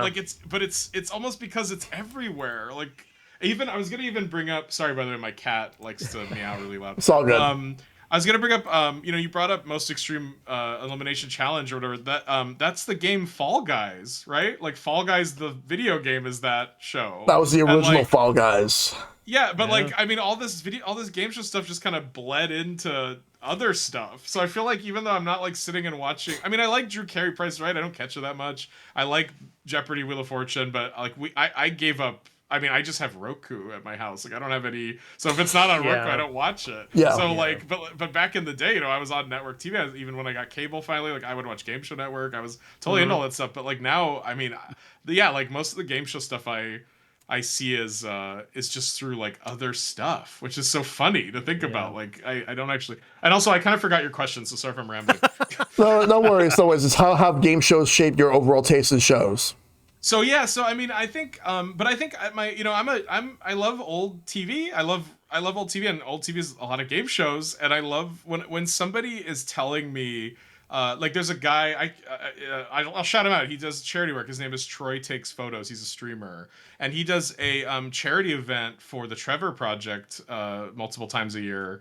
And his charity event is he just gets a bunch of streamers to play old game shows that he's changed, like updated to modern, like you're literally playing like Name That Tune but with like Sabrina Carpenter songs, or you're literally playing, but he has all the graphics and things from the old shows, so it's like really kind of a treat. And like I remember just playing that being like, this is the best thing ever. Like I love all this game show stuff, and I love all this stuff, and so I don't know, I mean I guess I love it, and I wonder if kids like way younger than me, if they care about game shows at all. Like I don't know, like because for me it was a huge part of my life, so I don't know if kids are watching Jeopardy. I don't know, maybe, but anyway, yeah, there you go. All right.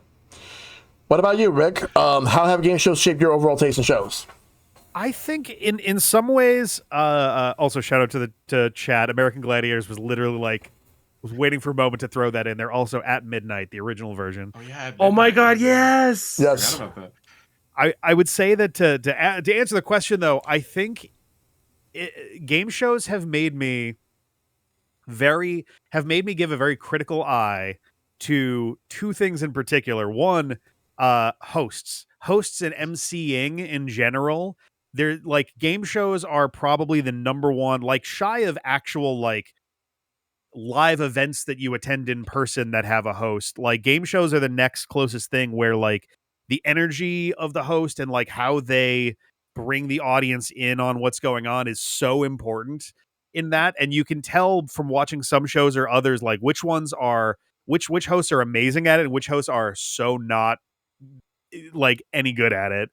And relatedly, you get a taste for like game, like the game mechanics themselves, of like good game mechanics, bad game mechanics, whether it's, mechanics that are good for television or just good for a game in general. And again, which ones aren't.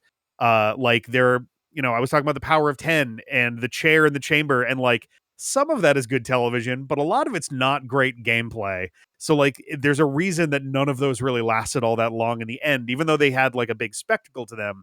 They didn't really like have, there were problems with each of them that meant that they went away rather quickly. And as kind of a weird Franken example, I feel as like, oh, what would be a game show that has not great hosting and not great games? And I apologize maybe for bringing this up even on here, because I feel like you could have had a drinking game about how long into this it would take for someone to bring it up. But Beast Games has terrible hosting and atrocious games. The game design across the board on that is beyond awful. I haven't even seen it. I avoided it. I've seen bits and pieces. I have not sat through the whole thing, but I watch Big Joel, and I watch Scott Kramer, and I watch a bunch of these folks who have kind of done, Dan Olson, who have done like various breakdowns of these things. And like, it is simultaneously a game that is so bad and also a game that I would jump on that game, because all you got to do is last like 3 rounds of stuff and betray everybody for like $500,000 and be like, sure, cool, I will never meet any of you again. Goodbye. Yeah.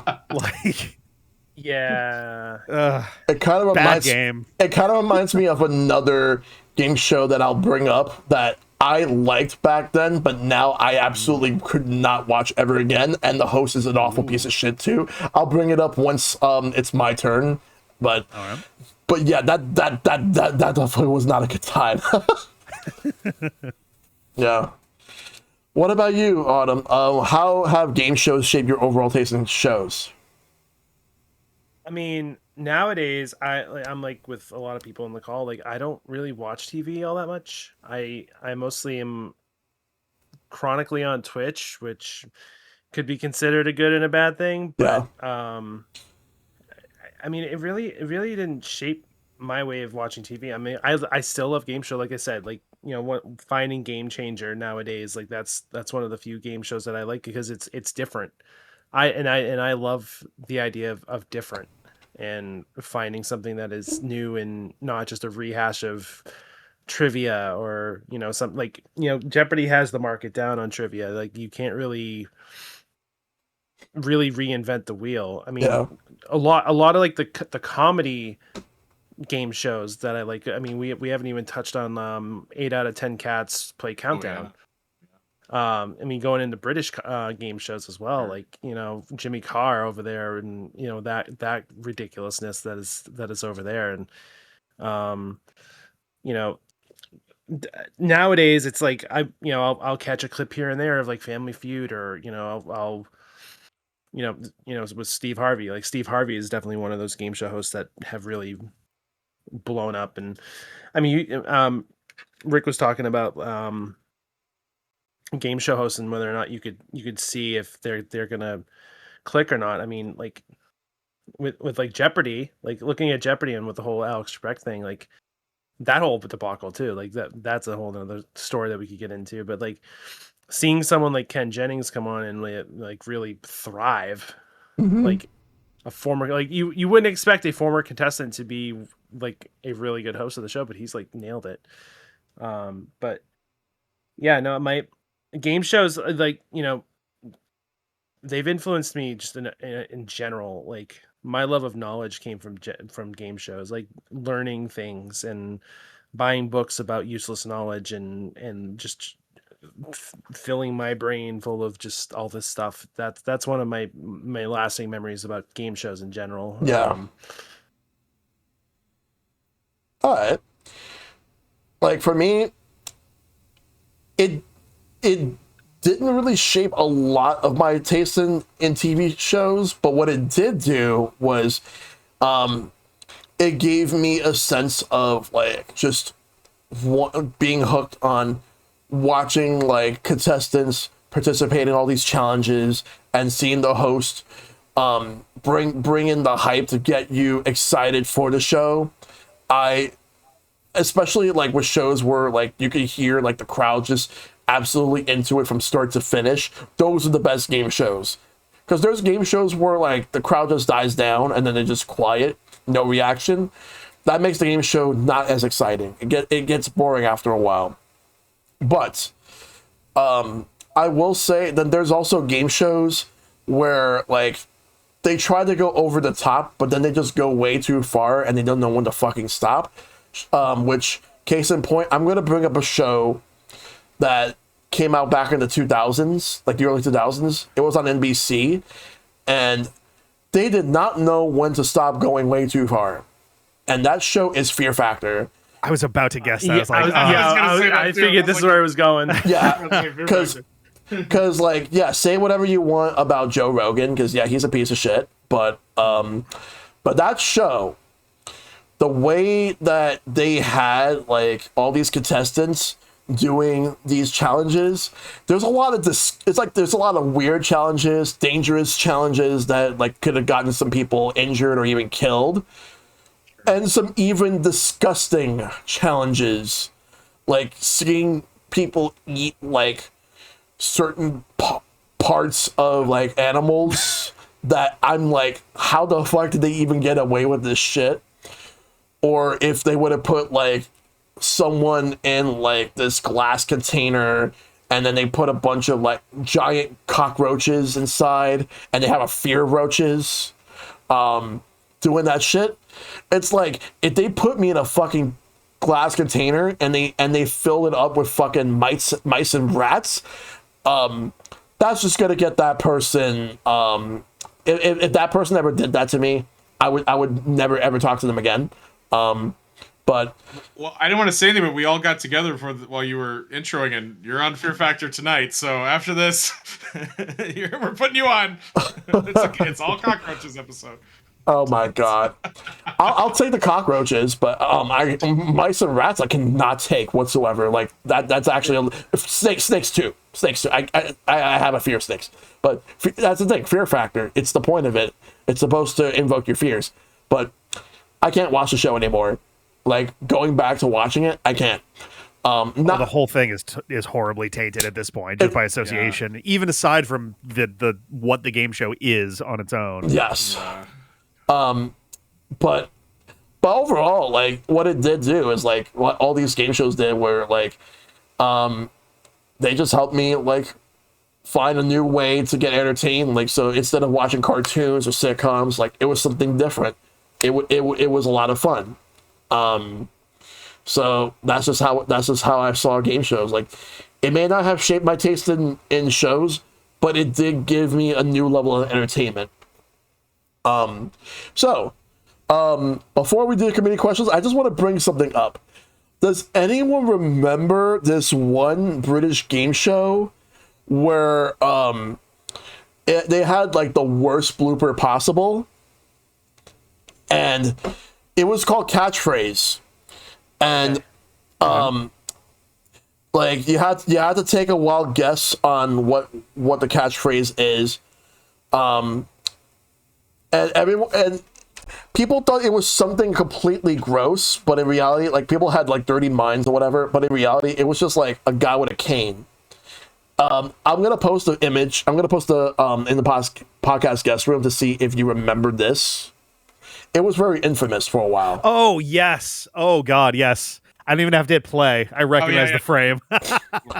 I first seen this in like there was like a Fox special of game show moments that were like that was supposed to be funny, and then that was part of that. But yeah, that was a deep cut. Yes, and also, there was this because since I am Puerto Rican. My mom watched this one Saturday night game show that would come on. I think it was on Telemundo called Sábado Gigante. Of course. Sábado Gigante. With Don Francisco as the host. My mom watched that show religiously every single week for so long. I remember she loved it. And I've watched it, even though I was not really understanding Spanish as much, but I just love the energy, the hype, the contestants having a lot of fun. It looked really cool. But but that's something that my mom was more into because I remember like she watched it every week, Sábado Gigante, on Telemundo. I think SNL literally has one of their current running sketches as a Sábado Gigante send up. Yep. That show is why I knew in Resident Evil 4 when the big guys come out and they go Gigante, or whatever. I was like, oh, that I know what that means. I remember thinking that to myself, like, oh, it's come that game show. This is one of the few ones I have no idea what you guys are talking about. Yeah, there is one. Here's another deep cut I want to bring up. It was on the Comedy Central. Remember actor Ben Stein? Oh my god! This was my other guess for the Fear Factor one for like bad host. Yes. Yeah. Win Ben Stein's money. Go ahead. I actually, you bring that up. I was actually recently, like within like the last year, watching old episodes of that because I actually liked that growing up. It's Jimmy Kimmel and Ben Stein, right? Yeah. Who's the Jimmy Kimmel. Yeah, that's how Jimmy Kimmel got his start. Yep, so funny. Like Jimmy Kimmel went from that to the Man Show to his talk show, and now being on Millionaire. That's funny. That's such a funny trajectory. Wild, yeah. Circling all the way back around. Oh my god! But when Ben Stein's money, the main problem is that Ben Stein himself is boring. But that's not the reason why the show itself was entertaining. It was everything else. It was well. That's the whole point. Like Ben Stein was like so bland Dry, that Jimmy was pulling out like the best out of him, and like those two like bounced off each other perfectly. I feel like Yeah, he hard carried that show so much. Like, I mean, there were times where Ben broke, and that was the whole point. Of, like watching Ben break over Jimmy's bullshit was great. yes. Now, community questions. The first one is from Dragonflame. If you were a contestant on a game show, which one do you feel like you'd be the best at? I mean, like, I know we talked about like being contestant, like which ones we never, whether we were contestants on or not, whatever. But for me, if I would have been a contestant, I absolutely would show people how to actually assemble the Shrine of the Silver Monkey in Legends of the Hidden Temple. That's my answer. All right. All right, Ben? Well, I don't know. I mean, to be honest with you, when I first, I don't know if I was supposed to pre-read these, but I was just reading them like before we even started, and I was actually gonna say Fear Factor. When I first read it, and the reason why is because I always thought that like I'm not scared of bugs or anything, and I always thought when people psych themselves out with that show, and I would watch it as a kid and be like, I would eat a bug, I don't care, give me 50 grand, I'd eat a bug, I don't care at all. And I used to think like I'll eat a bug, like Ben's just like. Just put it on the hibachi and just do the hibachi. It has nothing. I don't care. Flip it into the front pocket. Yeah. But I was really thinking about it, and I don't know. I mean, I the game show I've always wanted to go on in my life that I used to pretend to. I mean, this is gonna sound crazy. Was the dating game.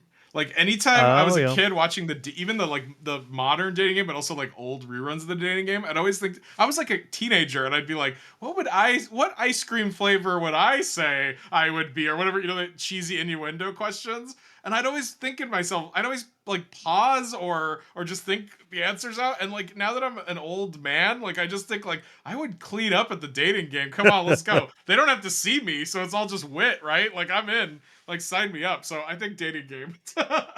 That's my answer. All right. Talk to my community. They probably say I'd swipe at a dating game. Apparently.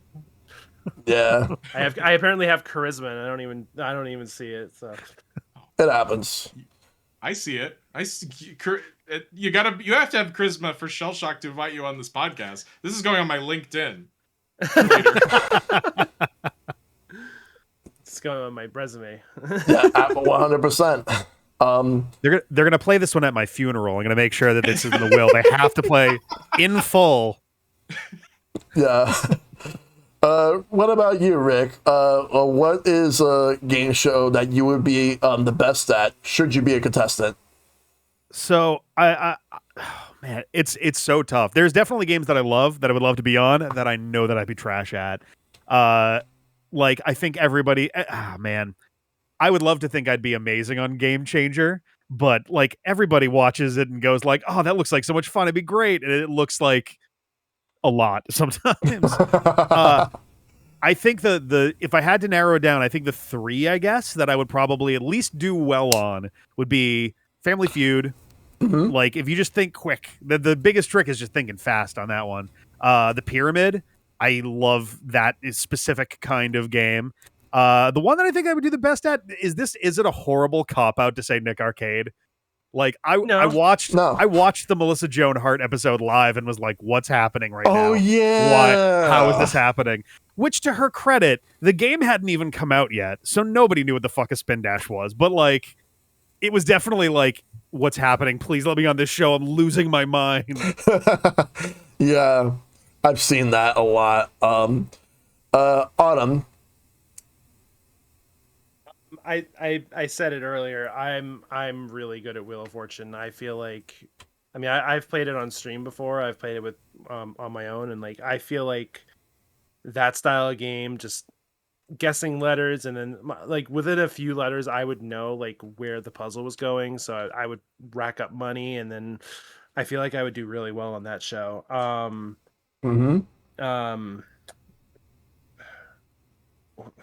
I don't even Family Feud. I don't think I would be a good on. I'm just thinking of the other people's answers, but like, yeah. I mean, a lot of the game shows that I like, again, like we were talking, like Legends of the Hidden Temple, I would love to be on, but I don't know. Like, I've always been a bigger person, and whether or not I would have been like really active enough to be part of those games and do well in them. But yeah, no, definitely for me, it's Wheel of Fortune. I think I would kill on that game. Okay, that's good. I feel your pain. I feel your pain about the athletic game shows. Yep. I always think Yeah. that too. I'm like, uh-oh. It's all good. Like because I know like I'm the same way, but Dari asks, what game show would you like to continue, past or present? Well, I know that they did bring back Press Your Luck. Twice, yeah. Like in the 2000s, they just called it Whammy, and then they brought it back as Press Your Luck in 2019, and it's still going. Oddly enough, I like the Whammy version, the game show version, the Game Show Network version, better than the original. Oddly enough. Yep. But in terms of like game shows that I would love to see come back, I know they did bring back Legends of the Hidden Temple, and it did not last long because they decided to make it for adults only, and it wasn't really that good. They catered to us, the millennials. They did. Bad call. But in terms of what to bring back and actually like continue past or present, I think we could do. I'm gonna say this right now, Nick Arcade, bring it back. Yeah. Like that's my answer. Nick Arcade, bring that back. Yeah. Get now former WWE star Austin Creed, because he just recently left, so he's free to host. So He'd be perfect for it. He'd be perfect for it. He would be amazing. I think that's the one thing he always wanted to do. Well, besides hosting a convention for the Golden Girls, but that's one of the things he always wanted to do. All right, Ben, what about you?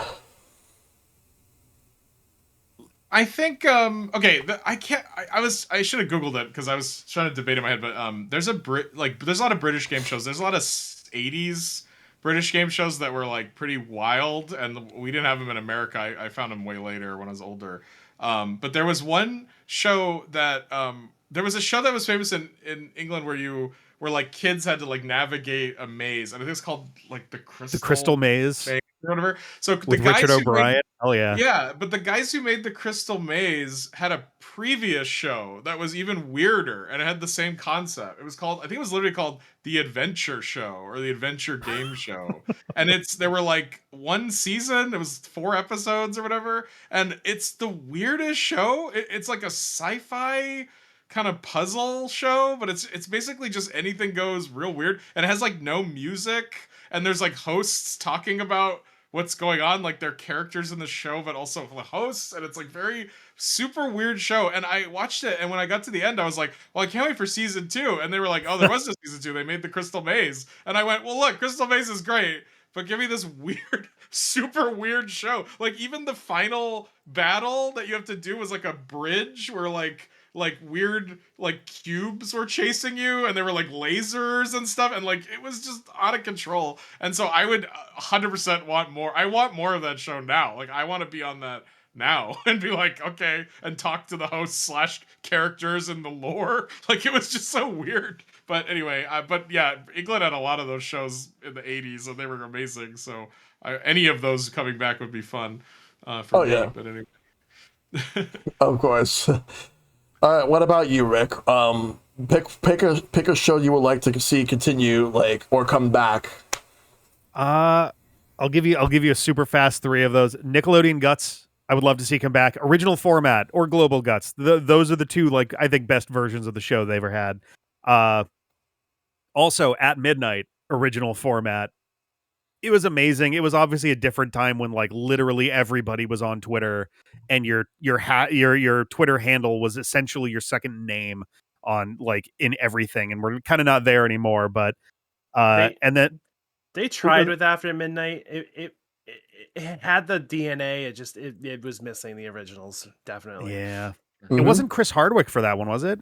No, it was No. I forget her name, but she Taylor was great. Tomlinson. Taylor Tomlinson. I like Okay. her a lot. Yeah, but it wasn't Okay. the same. I still need to check out some more of the newer iteration of it, but the last one, this one, like this falls into kind of a weird. It's like in the same general realm as like the final parts of like Nick Arcade or Legends of the Hidden Temple for a bunch of it, and even a little bit of Crystal Maze. But we haven't talked about this one, and it was one that I used to watch on Saturday mornings a lot, which is Secrets of the Crypt Keeper's Haunted House. There was a Crypt Keeper jeez. kids game show I that didn't ran right, there Saturday was. mornings. I used to- remember that. I used to be late for swim practice because I wanted to watch the rest of the show before we left. I was taking swim lessons and I was late all the time, and it aired it. And I remember so little of it other than at the end of it was a team of kids, and one of them would go into like a big maze type thing, and the other one was watching on a screen. It was telling them left, right, no, straight, no, and like trying to do stuff in a time limit. But I thought for a very long time that the Crypt Keeper was like a vaguely kid-friendly-ish character, and that was not the case. My mom was not thrilled about all of that, despite watching the my show and God. knowing that the show was fine. But yeah, So funny. Mhm. I love that. What about you, Autumn? I'm definitely with you on Nick Arcade. Can we just talk about how like Nick Arcade was so ahead of its time back in the day too? Like that video challenge board at the end, like yeah, that's the early 90s when they did that. Like Yes. how interactive. It wasn't perfect. They definitely had a lot of bugs, but like to do that in the early 90s, like with today's technology, like they would like kill with like that final challenge. They would. I'm gonna throw out a weird one that I, as a kid, as a wee lass, would watch, and my love of puzzles shines through this. That's Bumper Stumpers. ooh, I think that rings a bell. It's basically we're gonna give you a bunch of vanity license plates. Figure out what it means. That was great. nice. Also, did they bring Supermarket Sweep back? Because I could have They sworn did with with Leslie Jones. Leslie Jones. Yes. Lindsay Jones, Yeah. Oh, well, that's all obviously on my list too. Is Supermarket Sweep. That game is awesome. I remember. I've always on occasion when I'm walking through the supermarket, my brain will tick over to that, and I'll look at things and be like, how many of these can I put in my cart and actually get up to the front and would I win? Yep. All those turkeys during Thanksgiving when you're in the Turkeys. store and you just see them everywhere, and I'm like, I want 5 of these in my cart, the biggest ones I can find. So funny. I remember like when I used to play this this fan mod, like there was like this fan racing game called Sonic Robo Blast 2 Kart, where they had like different mods, different tracks. They made a Supermarket Sweep track with the music and everything. It was amazing. I thought it was a lot of fun. I thought it was great. But personally I feel speaking, like Supermarket Sweep was just so amazing. But go ahead. I feel like if they bring Supermarket Sweep back, I feel like they have to bring Shop Till You Drop back as well. Please. Behind it. I Gotta feel put like 'em those side by two side. you have to do side by side. Because that was when I Or was merge them, something. I don't know. Yeah. I think it was on Lifetime. I remember they had them on both of them, and Was They it were- Lifetime? That I did think it was. And they also had another game show with Wink Martindale called Depth. I don't remember much about it, but I remember it used to air alongside Supermarket Sweep like later on. Like they took Shop Till You Drop out and replaced it with that. Or I think they might have had both, and then they added that to the lineup. But there's so many weird game shows where it's like you watch it, you think it's like a fever dream. You think that it didn't actually exist, but 100%. it actually did. Oh, someone in the chat mentioned Lingo, and I'm like, yeah, bring back Lingo, but we already have Lingo. It's Wordle nowadays. Yes. Yeah. Yeah. I It's do, basically Wordle. I do remember Lingo. I didn't watch a lot of it, but I remember Lingo. But it's like I'm still trying to remember like a game show like that was like a fever dream. Like there's always fever dream game shows. You Yeah. think they exist, but in reality they I know probably one. didn't. What's up? There was that Fox show. I think it was called Bonsai, which was supposed to mimic like a Japanese game show, but it was God. almost like WarioWare, but like as a show where they'd be like, Yeah. and you could vote on the outcome on your phone, on the internet, or whatever, even before phones, but on your web browser, your Netscape Navigator browser, you could vote on the outcome of the thing. I mean, it was pretty funny, like a weird show. And I remember, when I bring that up, people are like, I don't know what you're talking about. I was like, I think it was on after the X-Files. I don't know. It was like, kind of weird. Did they do their like interstitials where someone would just yell bonsai at the top of their lungs? Yes. Yeah, okay. They'd be like, how many people could... And I do remember that show. It was briefly on Fox, but then like there were reruns of it on the G4 network. Oh, on G4. I get it. Oh, that would do it, yeah. Because G4 would just air like anything, really. But my fever dream, like I always thought this was a game show, but it's actually a video game. It was called Acrophobia. Do you remember this? It was basically familiar. You would go into this lobby of people, and they would just give you like a different, like a set of letters, and you'd have to think of an acronym for those letters. And you would vote on which one you thought was the. I always thought that was a game show, and I always my brain's like, oh my god, that was a video game, dumbass. Like, whoa. I have not heard of this one. Yeah, it reminds me of though. It feels like a Jackbox game, like a Jackbox, like Jackbox. It is a party Jackbox packs. game now. They should put that in one of their party packs. I think it is. It's in one of the Quiplash games. I think Quiplash 2 has an acronym one at the end. Yeah, that's right. That is basic, but a full game of it would be fun. Yes, absolutely. Oh, that's awesome. Remember, now I have to go find this. Remember Card Sharks? Yep. Oh, yep. There was now here's one for the 1950s. True for Consequences, which is actually a Bob Barker show before Price is Right was a thing. Yeah, but they renamed a city after that. Yeah. Show. Yep. Because True for Consequences, that was my mom's era, like when she was a kid. Right. But like I remember Wipeout. I remember Ninja Warrior. Similar vein to Quiet Library as far as Japanese imports. Brainwall. Yeah, Brainwall. That one feels like a huge fever dream. Yeah. Yeah. I mean, Japanese game shows are in itself just a fever dream. I'm always shocked when I watch a Japanese. I have a friend who's very much into Japan and Japanese stuff, and she was showing me like Japanese game shows that she thought were funny, and one of them she was just showing to me, and it was just people. I forgot what they had to do. It was some athletic kind of thing, but then when somebody lost, they would get completely naked and just have to do the rest of the game show naked. And I remember going like, I was like, is that what? And my friend was like, yeah, it's fine. It's a different, culturally, nudity's not the same thing. And I was like, okay, but God. All right. And I just like, imagine playing Jeopardy and getting like, instead of like, okay, you got too low score, you're not in Final Jeopardy. They're like, hey, just get naked. It's like, just. Like, isn't there's a British, I think it's British, maybe Australian, like dating show where the whole premise is reversing the whole thing, and I could swear I might be entirely insane. I could swear there's a thing. So apologies if I'm fully making shit up right now. But I could swear it was one where literally it was like the dating game, but you opposite. Literally could see their genitals That's for the entirety of the thing. What is that show called? Yeah, like Bear or something, or I watched that show. I think it's a British game show. And of course feels insane to me, just conceptually, aside from how does any network get that across at all? But like, yeah. It's funny. Yeah, exactly.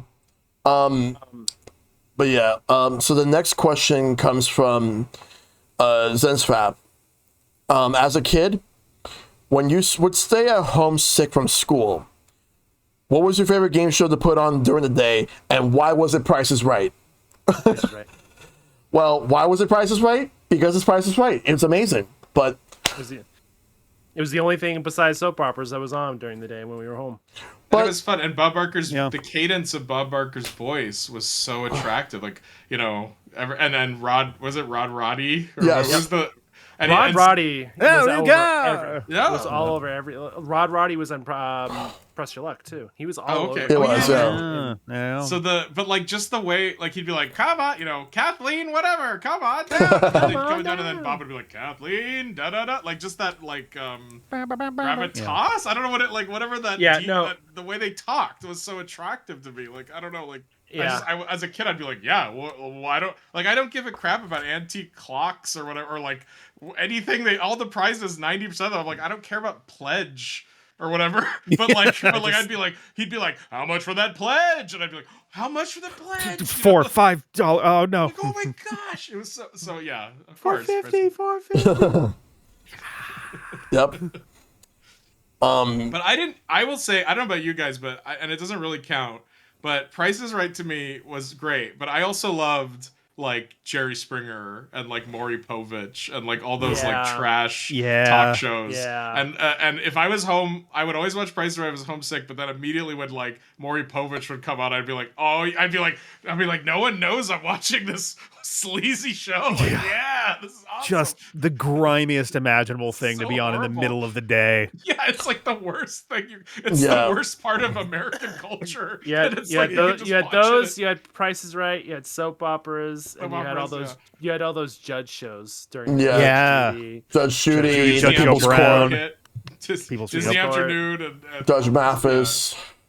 Judge Mathis. Yep, the judge shows. It's like all the old people are home during the day. They get to watch this. I was gonna say, yeah, in the middle of the day, the only people who are watching TV for the most part are like retirees. So it's gonna be tons of stuff to appeal to them. That and also. And if you're lucky, if you flip it to channels like maybe like TBS or TNT, well, no, TBS is basically like comedy. Like you may actually get some sitcom reruns, during that time. And TNT is just all drama. But it's just a matter of, like, otherwise you have to scrape around, because during that time Nickelodeon would be on Nick Jr. and Cartoon Network. Cartoon Network was a safe haven, but even then, sometimes you've seen the episodes already, so you want to watch something else. So game shows were like game shows were always constant. So if you just wanted to watch game shows, you're home, you don't have school for the day, or you're sick, so Price is Right. Like it's always Price is Right for me. Like I can't really think of anything else. Like there were other game shows, but nothing like had the longevity that Price is Right had. So I was gonna say by process of elimination, like not to diminish the Price is Right, but it was also like the only thing with that kind of energy on TV like during the day, during the week, and all of that. Like the options it was pretty slim pickings. It was either Price is Right, Jerry Springer, or maybe you'd get lucky and there would be like a movie that was syndicated that day on TBS, TNT, whatever. I'm almost certain that Price is Right went other channels going against the Price is Right would air news because they couldn't fight the Price is Right, so they would just be like, okay, well, like here's the new, like whatever, here's local news, because what are they gonna do? No one's gonna pick anything over Price is Right. I don't know. It's so funny to think that, but anyway. They have that particular hour for a reason. You can't beat it. Mm-hmm. Yeah. But yeah, we're pretty much in agreement. Price is Right. So, the last question is from Professor Icepick. Who are your all-time favorite and least favorite game show hosts? Ooh. Oh, man. Well, like I watched a lot of Family Feud back in the day. But I think the memories that I remember the most for Family Feud was when they brought the show back. What was the host who died? Louis Anderson. Louis Anderson? No. I mean, Ray Coombs. Ray I'm Combs. like, wait a minute, guys. Well, I mean, Louis Anderson did pass away, yes, but but Ray Combs, yeah. Because after that, they canceled Family Feud for a while, and then they brought it back with Louis Anderson. That's the era that I remember watching. I kind of fell off when they replaced it with fucking Al from Home Improvement. Right, yeah. Richard Karn. Yeah. Richard Karn, I don't know if you guys are on He's a great Gaggle. guy, but like... Do you guys use Gaggle? Do you No. know what that is? Gaggle is is a Twitch streamer thing or whatever where you can watch old game shows and then your chat votes on like the answers. And you can sign up, I think. I mean, I met the guys at TwitchCon and they were like, yeah, you could sign up here. They like signed me up like right in person. It was crazy. But like the only episodes of Family Feud they have on that platform to like watch and play with your stream is the Richard Karn ones. And I was laughing because I like Richard Karn, but I was laughing like Richard Karn? Like that's like the one I don't think so, Tim. Yeah, and then we played a couple, and he comes out. He's not a comedian. He's just, so he would come out and be like, he's not quick on his feet. So people would say like, well, they'd be like, what tool do you find in your house? Oh, a drill. And he'd be like, yeah, drills. Yeah, all right, okay. Yeah. And like, it's like there's no banter. It's like I almost forgot that. I think it was like John Hurley was the one that came after him. Yeah. And then but everybody that's anybody really remembers Steve Harvey because he's still there, because he just basically turned that show into something completely different. But like best game show host. So yeah, Mark Summers for sure. I love Mark Summers so much. I loved Kirk Fogg from Legends of the Hidden Temple. He was great. Like he actually had his own energy going into Legends of the Hidden Temple for sure. Bob Barker, I love Bob Barker so much. Alex Trebek,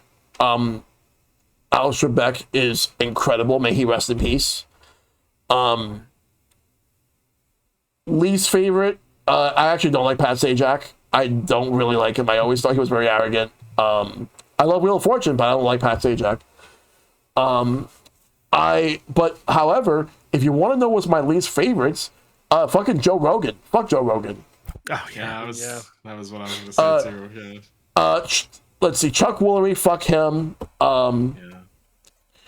If I had to think of other worst, but I want to think of some like worst game show hosts that were just not good. Like they don't have the personality. Like they were just given the job, but they don't know what to do with it. Like John, who was it? Who was the host for the chair? The tennis player that was in the chair. John McEnroe. John McEnroe. Yeah. Yeah. He has no business being a game show host. That was a weird one. Yeah. If anything, a hot take, he does not have any business playing tennis. But that's just me. And the only other host that I could think of that was actually pretty bad at their job, just not doing great at all. I'm just gonna say this right now.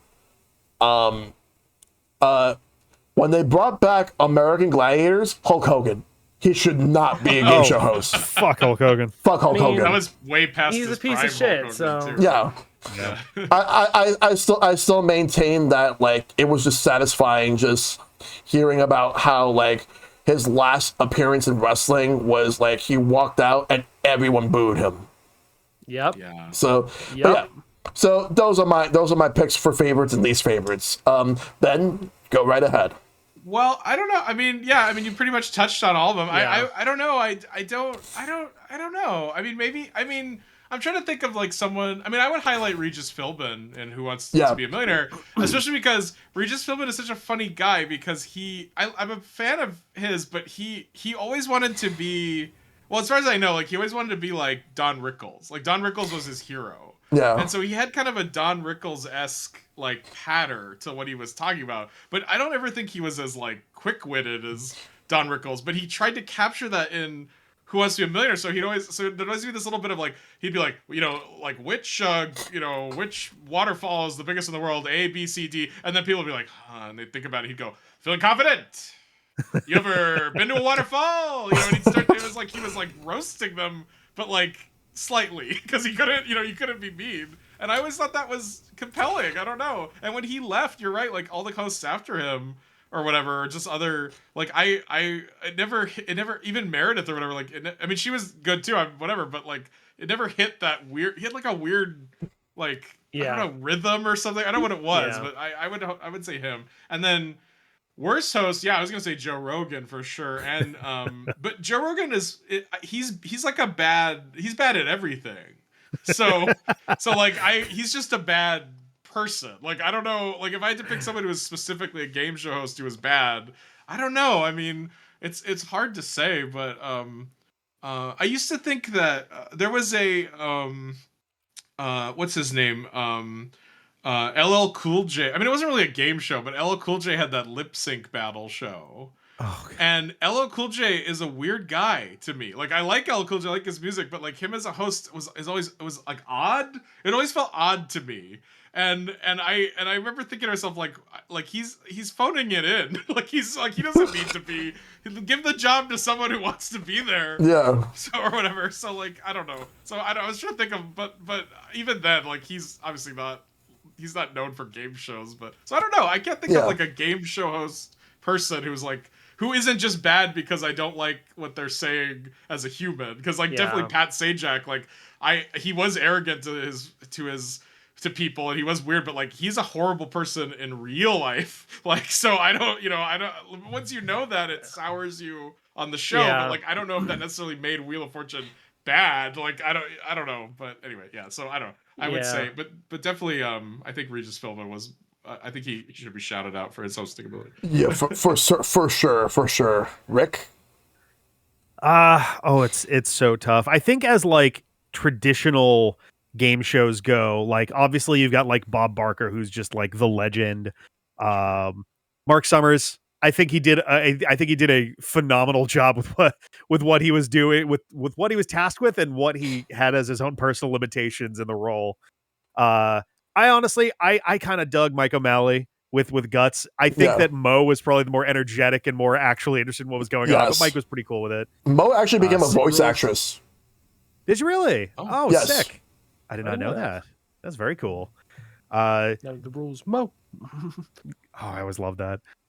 Sam Reich, obviously with Game Changer, is like he clearly fucking loves every second of his time in front of the camera for that. Sure. For maybe less traditional format, I know this kind of is like pushing outside of the standard zones here, but like leaning into like panel shows. I think Greg Davis is like unmatchable with Taskmaster. We literally started watching Taskmaster Australia.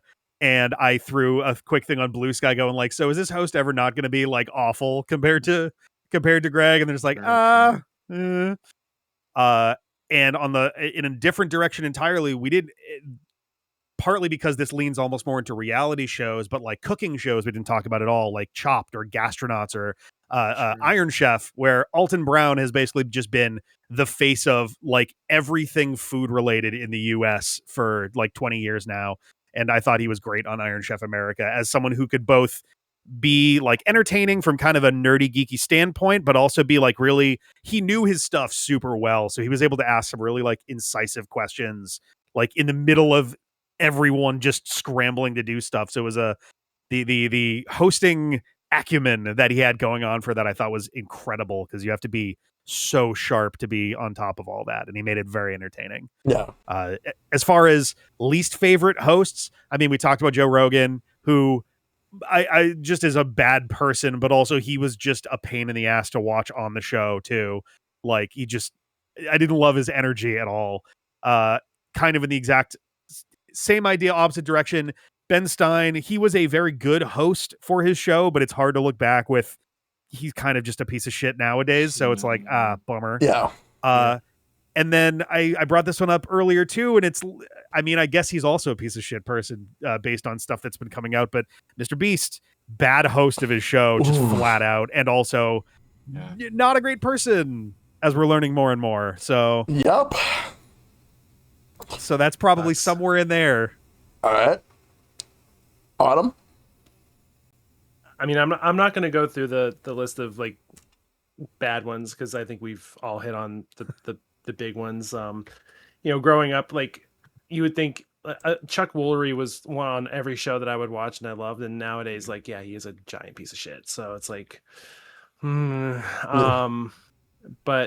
I think my goats are probably Barb Barker, Alex Trebek. I definitely, now that Rick has said it, like Sam Reich is definitely up there as like a really great, like thinking outside the box. Even like make some noise is a great show, like on that platform as well. If you get a chance, by the way, I'll sidetrack. He just did Last Meals. I don't know if you saw that episode. Mm. Oh, Do you know Last Meals? I know Last Meals, yeah, with who I I forget who haven't the host seen it. is though. It's someone's. It's like Mythical Kitchen. Yeah, he just did. Sam Reich just did Last Meals, and he basically game changered the beginning of the episode on Josh. nice. So I highly recommend watching that. By the way, if you like Sam Reich. But That's yeah, cool. no, That's yeah, definitely I mean, the heavy hitters we're all gonna hit on, like Alex Trebek, like that was definitely a death like a few years ago that really hit hard for all of us. Yes. Like that is just like, oh man, how is that man gonna get replaced? Just like Bob Barker, but Bob had already left the show before he died, so it's like Yeah. we had a chance to like integrate into Drew, and then Bob would come back every once in a while and just remind you, hey, like this because it's it's still going. Yep. But Alex just dying out of the blue like that, like really, yeah, It was that one hurt. It was a very like unique sort of experience too of like he I don't know if it aired like before one of the episodes, but it certainly went online. He had a video that he recorded kind of explaining what was going on to everybody, to the audience and just people at large. And it's like I can't think of any other time someone's been that open about like, hey, here's some stuff that's going on and I figured you should know. And it's like, whoa, that was And a lot. Yep. that last season where you could just see him progressively getting worse and worse, and it's just like, oh man, he's not going to make it very much longer. Mm-hmm. The whole debacle afterwards that happened, it's kind of like I feel like Alex had chosen Ken as his replacement and they didn't heed his wishes. I feel like that's what happened, and it's just like to go that roundabout way of getting to Ken was ridiculous. But anyway, that's a whole other.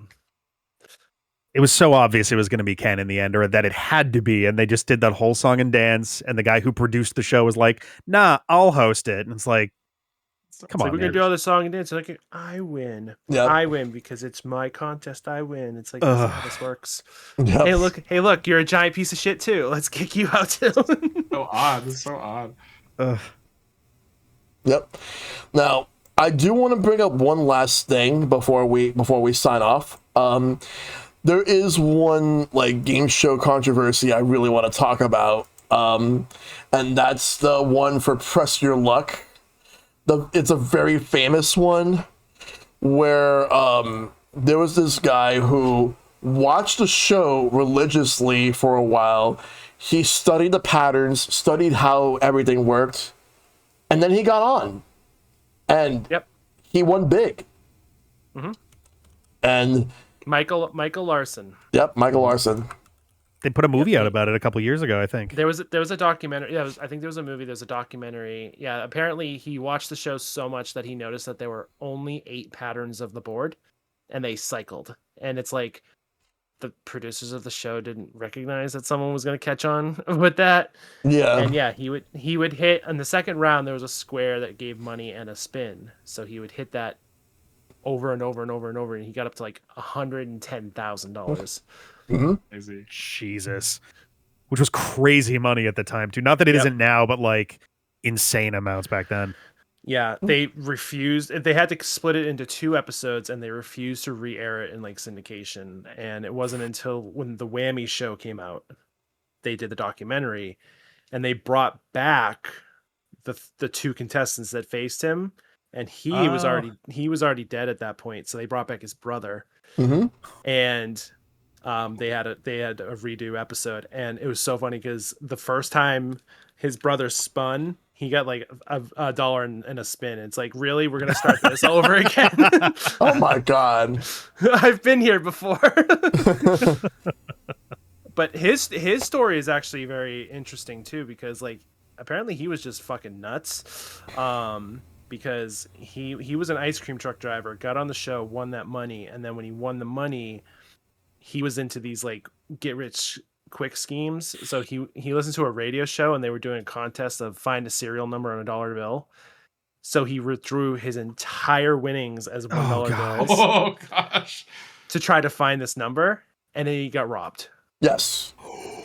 No. He did. Oh, It was. that sucks. It your was luck. horrible.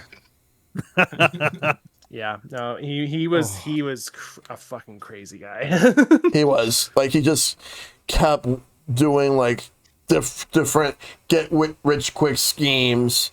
I think, and then it got to a point where he apparently like was not able to afford a birthday gift for his 6-year-old daughter, and he had to buy like it when he was on the show.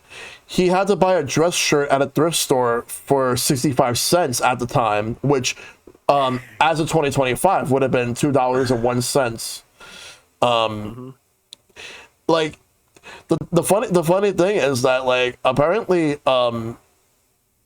like he impressed the people at first, but there were some people who did not want him on there. But then he got on, and then like he participated. He won the money when he did, and that changed a whole lot in regards to how game shows worked. But that was such a fucking wild story. Like how even after all of that, like he died, but I was just looking at who was playing as him. Oh, it was Paul Walter Hauser. That's interesting. I'll have to watch the documentary. Yeah, the documentary was fun. They brought back the two. So during the documentary, they brought back the two contestants and showed them both what he had to learn in order to get it done. Wow. And had them recreate it. Oh my gosh. And That's crazy. I think the two contestants were Ed and Janie. I think there's their names, and Janie could not get it, but Ed was able to pick it up. So it's like it was something anyone could have done. It's just he was smart enough to realize to do it. Mm-hmm. Dang. That's so funny. Yes. Can I bring up a controversy of game shows that I love? Sure. That I have one too. I have one as well. I have no one else to tell this to ever, but I find this so fascinating. In the show What's My Line, the 50s to 67 it ended, right? There was a contestant, there was a panelist on that show named Dorothy Kilgallen, and she was a writer, she was an entertainment reporter for like I think the New York Times or something, I don't remember. But she was like she would write about like Broadway plays and things like that. And she was on that show for almost its entire run. And then, and this is I want to say this, I don't believe in any conspiracy theories, but I found she's not in any episodes after 1965 or whatever. Like she's not in, after a certain point she's not in the show anymore. So I googled like why wasn't she in the show that she was like the main star of? And it was because she started investigating the JFK assassination.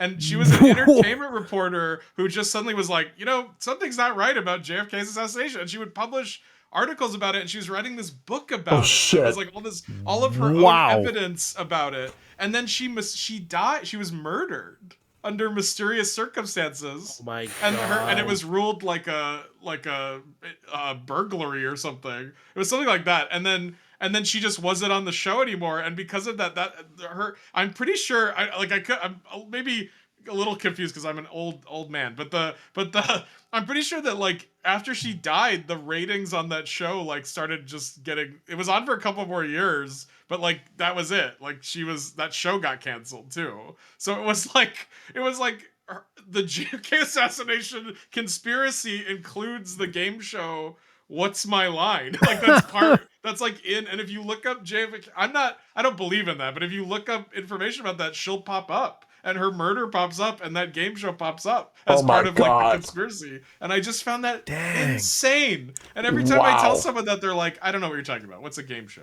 But I just found that so nuts. That's the weirdest thing in the world. So anyway, that's my weird thing. I never kind of knew wild. that.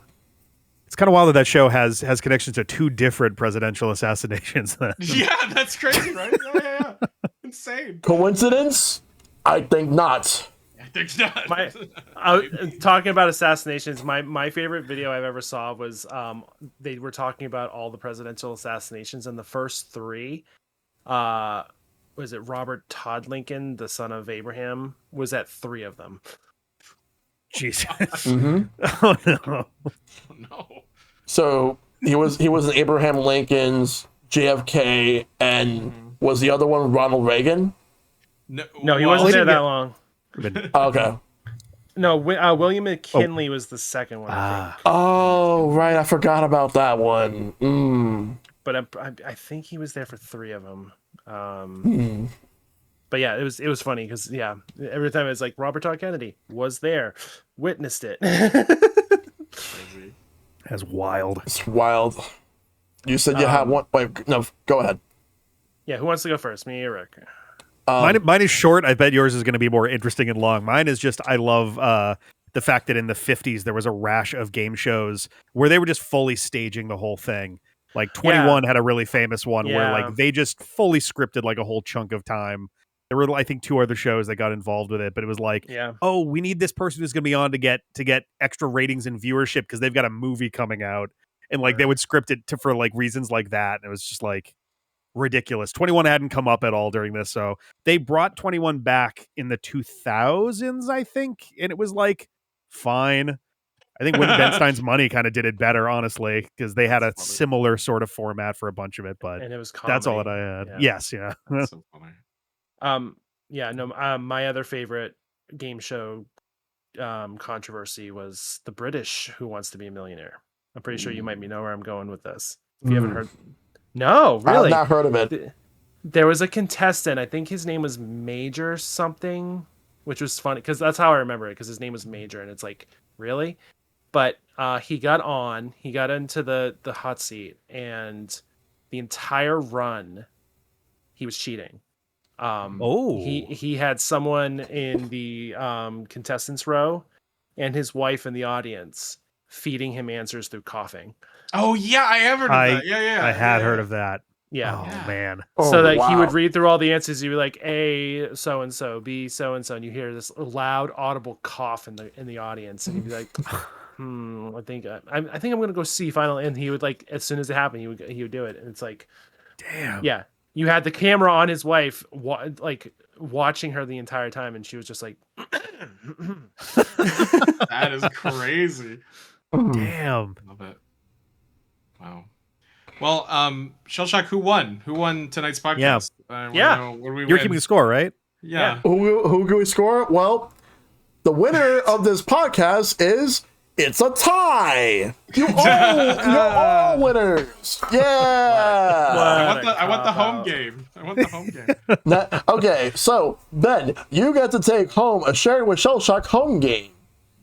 Rick, you get to take home like a fabulous kitchen set. And everything is made of gold. Oh wait, well, hold on. Wow, you're rich. All right, cool. I'm out of here. Bye. Wait a minute. Melt that bitch down.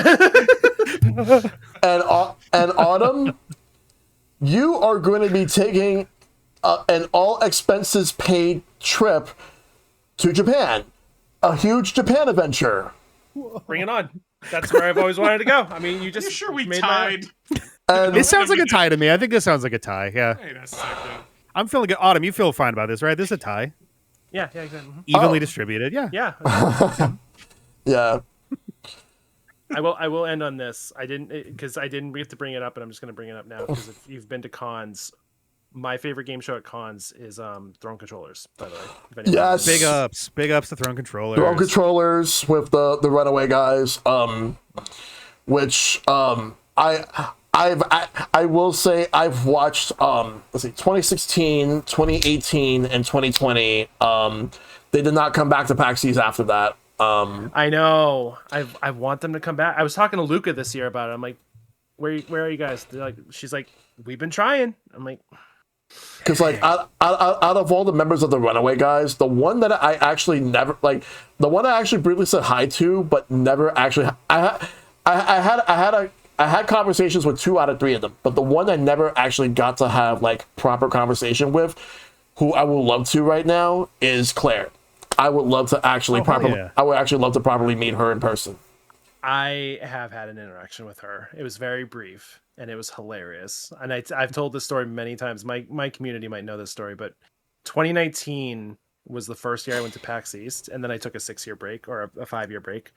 And that year there was another panel called Controller Throwers, which was they were doing these ridiculous like hard challenges of video games. They would bring people on stage and have them do it. I actually got on stage and did the turbo tunnel in damn. Battletoads. Okay. Ooh. Yeah. And I sat down and I was looking up at the stage, and obviously Claire is pre-transition, so I'm with a friend. I'm like, see that guy up there with the toque and the glasses and the goatee? That's Proton John. He's known for like classic games. He's really good at like retro games. And the challenge they gave her was fucking Ninja Gaiden. Her bread and butter. Oh. And it was beat the final level. It was beat World 6. That's pretty brutal. So Jesus. I looked at my friend and I'm like, this is gonna be hilarious. So everyone goes through and she gets up there and she sits down and beats the rest of the game.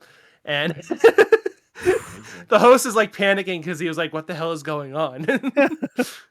So afterwards I went up to her and I'm like, he had no idea who you were. He's like, nope. Wow. What a That's incredible. Like a coincidence. Amazing. Yeah. That was amazing. That's one of my favorite con stories, just being able to witness that masterpiece. Oh yeah. Like, but yeah, thank you for being a part of this, all three of you. This was a lot of fun. Talking about game shows. Just sure we had like a bunch of like random wild tangents about game shows in general, but it was fun. And I'm glad to have the three of you on. So before we go, Benamation, where can we find you? I'm mostly on twitch.tv/Benamation. You can go to my name's on the screen. You can go there. And I've been playing, I just beat a couple Nancy Drew games. And next week, I'm taking next week off, though. Maybe I shouldn't. I'm taking next week off. We're going to have a film festival in my Discord all week. Ooh. So it's going to be fun. That's and fun. then when I get back, I don't know. We're going to play. Probably. I wanted to play Infamous for PlayStation 3, which I have not played since it came out. But I don't know. But really, my stream is just chatting with me about old game shows anyway. So if you want to talk to me about this stuff, then come to my stream. We'll keep it going. It's pretty silly what we get up to. But anyway, yes. And thank you for having me. I appreciate you, Shellshock. No problem. Now, Rick, where can we find you? You can find me. I'm going to throw it into the chat if it won't horribly break it. We'll see. I'm on YouTube, youtube.com/@the_dpad, or you can go to dpad.fm and it redirects there. Twitch.tv/dpadfm. I'm on Blue Sky @rickdesi.dpad.fm. And stay tuned for later in this summer. We actually have an episode of my own game show, You Game, that I believe Shell was part of. I was. Which is going to be going up at the end of June, recorded from half from PAX, from near, I guess, PAX East, half recorded from the D-Pad's 15th anniversary stream. And maybe there is one coming in July. We will see. There's some things in motion for that, but yeah, Yes. check it out. Absolutely. And Autumn, where can we find you? You can find me on Twitch at TwiliAutumn. I stream 6 nights a week. Just get into stupid shenanigans. This month was my birthday month, so I'm doing. I did my 2 favorite Zelda games, which I do every year around my birthday, and I do a theme for the month. And this year's theme was games I gave Game of the Year, my own personal Game of the Year in the last few years. So I just finished Deltarune not too long ago. Deltarune Nice. not too long ago. And we're currently playing Mario and Luigi Brothership. And I'm going to be starting Amori for the 3rd time. And if you know that game, you know I'm pretty fucked up apparently, because if I played it 3 times on stream now. And I'll be finishing the month with that. And then I have a lot of Pokemon and Final Fantasy to play in my near future. So I'm trying to go through all of those games, and that'll be starting in June. Awesome. And you could also find me in pretty much anywhere, like within the stratosphere, except for Twitter, because fuck Twitter.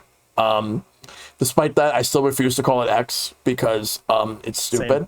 But you can find me on Blue Sky. You can find me on Discord, and then like my archives go into YouTube archives. But I also have my main channel, which I want to get off the ground. But that's where the podcasts go and reactions. I stream usually like around 7 or 8 p.m. Eastern to midnight, Monday through like Fridays and Sundays. I don't really stream Saturdays. We got 2 episodes of Sharing with Shellshock next week. Next Friday, we're going to be talking about movies that are based on video games. Which Benamation, you're going to be a part. Nice. You're going to be a part of that one as well. We also that's my forte, really. I mean, I feel like I run a bad movie club, so I've seen all of them. I think I've seen every one. We'll also have 8-Bit Josh, Corshal Valent, and Mr. Redbeard joining in for that. And on Sunday, we're going to be talking about the rise and fall of Kids WB, which joining me for that will also be Corshal, the Epic Man, and Matt Big Fat. They'll be joining in. And also, just to bring this up in advance, on May 31st, Rick, you're also going to be a part of this one. The Pokemania episode. Yes. Which Shad JV will also be on that, Matt Big Fat, and Ben Magnet, who was on the show a few weeks ago when we were talking about arcade games. We have a bunch of other episodes, which all 3 of these guests will be a part of later on this year, so you guys got to stay tuned because we got a lot going on, and we're getting close to the 100 episode mark. We're on episode 91 now, so we're close. We're very close. What's your 100th episode going to be, or did you not announce it yet? I haven't announced it yet, but all I'm going to say is y'all need to stay tuned. You'll the topic will be announced at some point at the end of the summer. You'll see. Once again, Ben, Rick, Autumn, thank you all so much for being on the show. It was a lot of fun. It was fantastic. And I cannot wait to have all 3 of you on again soon. So until next time, this has been ShellshockPrime. Make sure to take care of yourselves. Be awesome. Stay awesome. Tell your lovers you love them. Check out on them as always. May you all fight for everlasting peace. And I'll see you guys next time. And as always, remember, be kind, rewind. And y'all have a wonderful night, everybody.